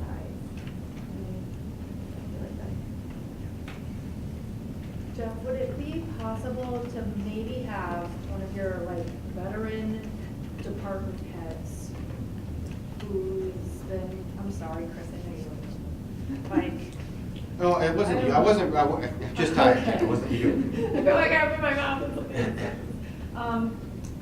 to maybe volunteer, not volunteer for free, but with some incremental incentive to maybe kind of take on some of that load or responsibility. Well, they'll have to do that anyway. I mean, that's the impact. We'd have, one principal would run the mentoring program. You'd have to have department heads have a more active role in curriculum development. You'd have to have,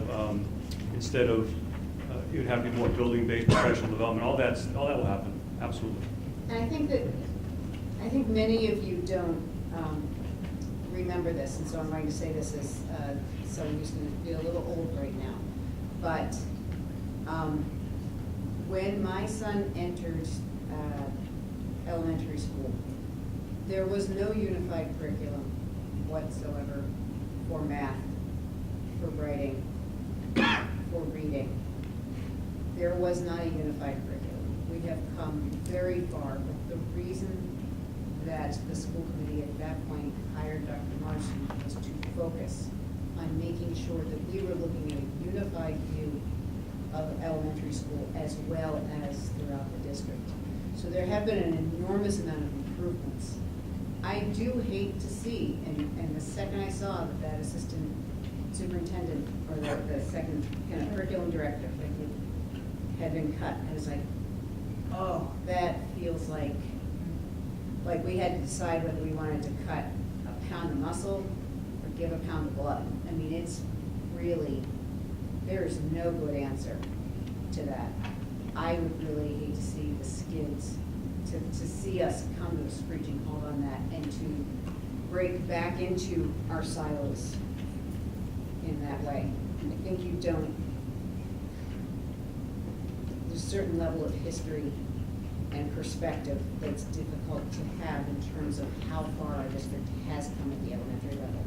Yeah, I appreciate that, Jess. I don't think that, not having this position, we're gonna go back to 5 islands. I don't believe that. I don't think so. I don't believe that. I just believe that some things will just be on hold for a bit, that's all. I mean, you gotta give something. I mean, we hope. If this is what folks want, if this is what you got, I mean, Yeah. something has to give. You can't have everything. Right. So, I don't think it's gonna go back to that at all. I'm afraid I don't think we're done making cuts. The warrant committee is going to have a hard time coming up with full 20%. Oh, there's one question, yeah. Question. I have a question about, so previously it was take away 3 teachers from the 6th grade. What would it be to take away 2 teachers, give us parents with 4th graders a teacher, and then the second 2 teachers kindergarten? Or what do those numbers look like? What does it affect? Well, I think it's an issue with the cluster model. Oh, okay. Yeah, I think we want to preserve that. That's the important part of it. If we lose the cluster, good. Keep that in mind. You're not gonna get it back. No, but my 4th grader also is not gonna. So the cluster model, I want to be clear. The cluster model remains at the middle school under this budget. Just as 2 instead of 3. Yeah. If they were reduced. But this goes back to 3. This goes back to 3. His proposal. Yeah, this proposal goes back to 3. I think you were just clarifying, the cluster model was never leaving. Never. So this idea Never that leaving. there were no more clusters at Blake, that is completely wrong. It went from, Now. well, now. Yeah. That from. And that was never on the table, There was a ever. time ever Ever. that the cluster model wasn't going to happen. It was a number of clusters, from the 2 and a little over a half, or 2 and almost 3/4 cluster that is presently at Blake to 2 clusters. So that idea that the cluster model is not Understood, but accurate. with all due respect, if you're telling us you don't think you can get $170,000 back for a curriculum director, how are you gonna get $350,000 back in 2 years to bring that whole third cluster back? Override. And bring those school sizes back Override. down?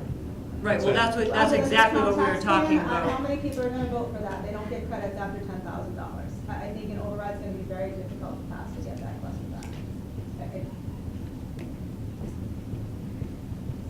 I think as parents in the town and the community, like we have to say, where's the breaking point, you know? So kind of to echo what Chris said, we can't keep going at this level, and having to choose to which darling we're killing, you know, in this whole process, so. Where I are think we can all bounds? say that we are equally frustrated and not necessarily on 2 different sides of the issue. I mean, I think in a public meeting, this is what happens. We have to debate amongst ourselves, and also, and it isn't always pretty. You don't get a chance to argue in public and put your unified front out, right? You don't get to do that. You have to listen to us, trading opinions, thinking about how do we do this, right? And you get to hear it. That's part of what the meeting is. But sometimes maybe it makes you think that we don't care because we have to express these different opinions. There are no easy decisions to this. This is literally grinding. Just grinding. And it's difficult. And I appreciate you being part of it.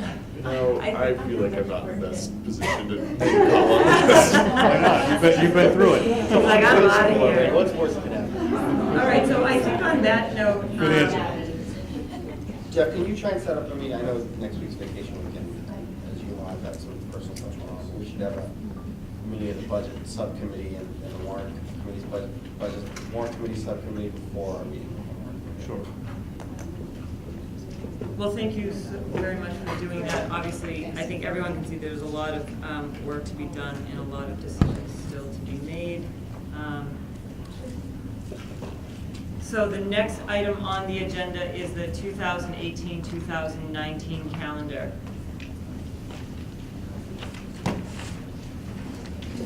So, Madam Chair, members of the committee, the revised calendar is in your packet. This was taking away more of the Friday release days and putting them on Wednesday.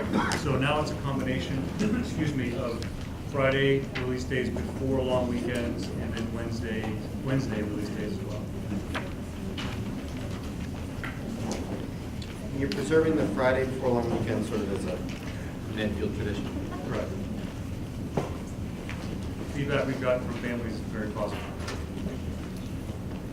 Do you have a hard time keeping attendance up at your PD for those afternoons?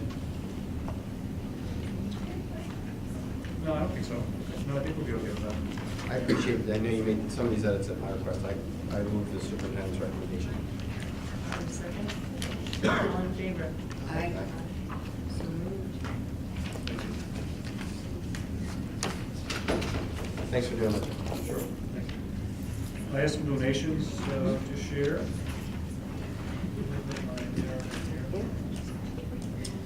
First donation is following donation check from the Wheelock PTO Angel Fund, the amount of $108 for donation to school committee for acceptance and deposit into the Wheelock School Activity Account.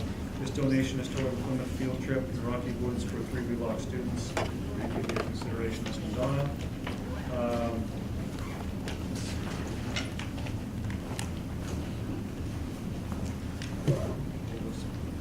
And the second one is following check in the amount of $411.53 for donation to the school committee for acceptance and deposit into Wheelock gift account. This transfer from our student activity account of $411.53 is to make up the difference between the actual cost of the trip and the previous PTO donation to the grade 3 Plymouth field. I ask you to approve those as presented. Second. On favor? next item is the superintendent's report to the committee. Thank you, Madam Chair. So, Director of Student Services update. We had our two finalists coming in this week. Our first finalist came in today, and Mary Ann and Jess we're spending 4 hours with the finalists today. We toured all 5 schools, visited with the principals. We got a really good sense of where thoughts around this particular person. Had an interview and lunch, and did a second interview with them afterwards, and then debriefed after that. So we have the second finalist coming in tomorrow. Same schedule, starting at 10, finishing at 1:30ish. And I thought it went well today, so we'll see what tomorrow is, and Maybe they were all from the same, are there only 2 finalists in our packet? 2 finalists. All right, I thought there were, I guess because there were multiple letters of recommendation, I thought there were more. Right, 2 finalists. And they still remain confidential. Yeah, I mean, it's public. It's public. The finalist that came today was Mary Lamb, the Assistant Superintendent of Needham. And tomorrow is Mary Brule, who is the Secondary Director of Student Services for the Denham Public Schools. And that was the screening committee. Matt Vaughn did a real nice job chairing that committee. We had 15 members of the committee that screened out 8 folks and got around to. And I thank Jess and Mary Ann for their time today and their anticipated time tomorrow. Long day to coming here. So. And then your expectation is that the subcommittee, you will bring one candidate forward on the 12th? Yes. That's our expectation. Informational items, just a couple of things to share. In your packet, you had a notice from the town planner of a 40B construction that's happening on North Street. That was sent to us this week. 8 more units, all with 2 bedrooms. So just kind of FYI that's happening and that's going up. The other informational item, just really pleased that we have 3 teachers that are joining the Highlander Institute Fuse Fellows, and we're really excited about that. Julie Lowry, Carrie Lynch, and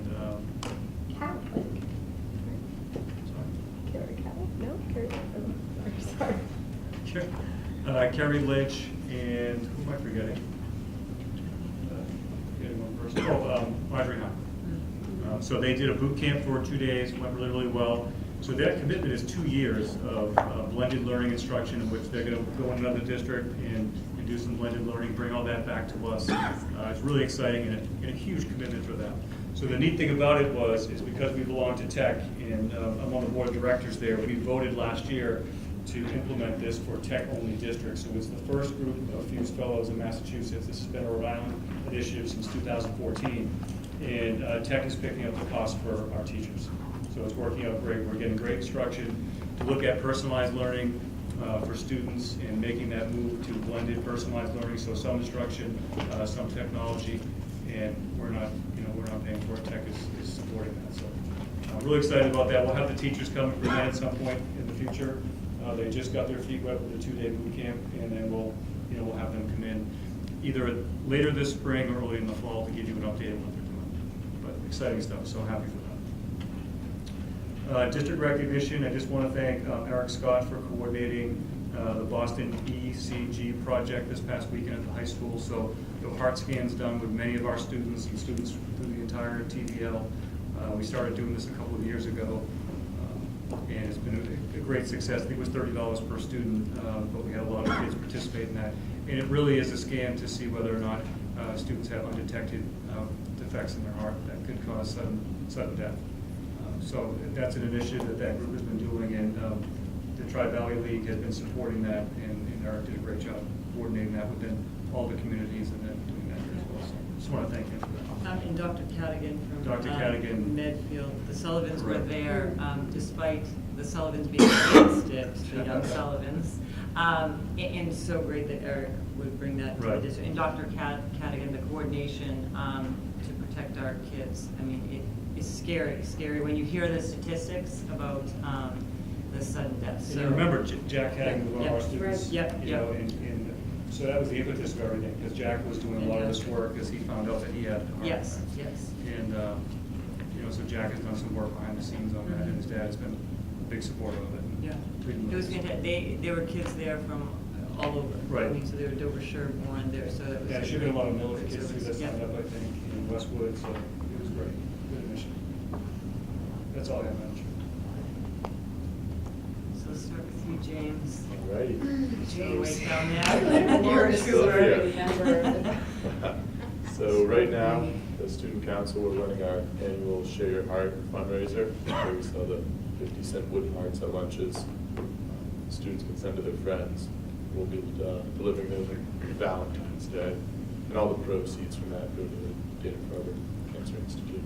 That's been a success in the past. The council, we also just submitted our binder of excellence. James, getting back to that, so we have students that are doing something with the hair or something, is that? Yes, Jake Tubbs and Mike Marie will be dyeing their hair blonde if we reach our goal of $800. Saw that on Twitter. Yeah. We also just submitted our binder of excellence to the Massachusetts and national judges. So what that is we compile a binder, an actual binder, that is a written summary of all the events we posted in the past year. We submit that to the judges, and they award us either a gold, silver, or bronze ranking of sorts. And last year, we were recognized as a National Gold Council, so we can repeat that again this year. That's great.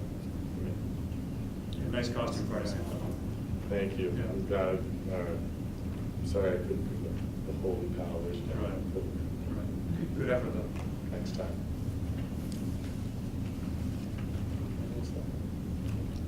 I said, I don't ever believe that. I just wanted to say that I just bought my tickets to Pippin, so Medfield Theater Society, buy them, it's coming up. Super. Yeah, I suppose the only thing I had to add is the high school PTO had their PTO talks, and Shelley, the SRO, spoke, and I'm very grateful for her presence in our schools. And there were actually a handful of parents there talking about the vaping, and parents are freaking out, but she's on it, she's engaged, and I think she's an asset. Okay, I second that. I think the relationship she's developed with kids is a positive for our district for kids. All over, just to see her, she's a very approachable, warm person. When you speak with her, very knowledgeable. So I think she's been a great resource for our district. She reflects well on our graduates. She does, and that too. I think that, and she's just another source of information that helps, she is kind of in the trenches as well, listening to kids and hearing things and helping in ways sometimes I think behind the scenes that maybe everyone doesn't see, but so she is. She's a wonderful asset to the district. Yeah. And for parents to have that kind of, information, it can be overwhelming, but she has a very calming presence too, so it was good. Okay, so future agenda items will include the Blake launch students. So that's going to be exciting. So we had two groups of students present at Learn Launch last week. So they're going to be, I think, at our next meeting to present to you. So we're excited about that. The high school handbook revisions and our new grant procedure handbook. Our next meeting is Monday, March 12th, 2018. And is there a motion to adjourn? Second. Favor? Aye.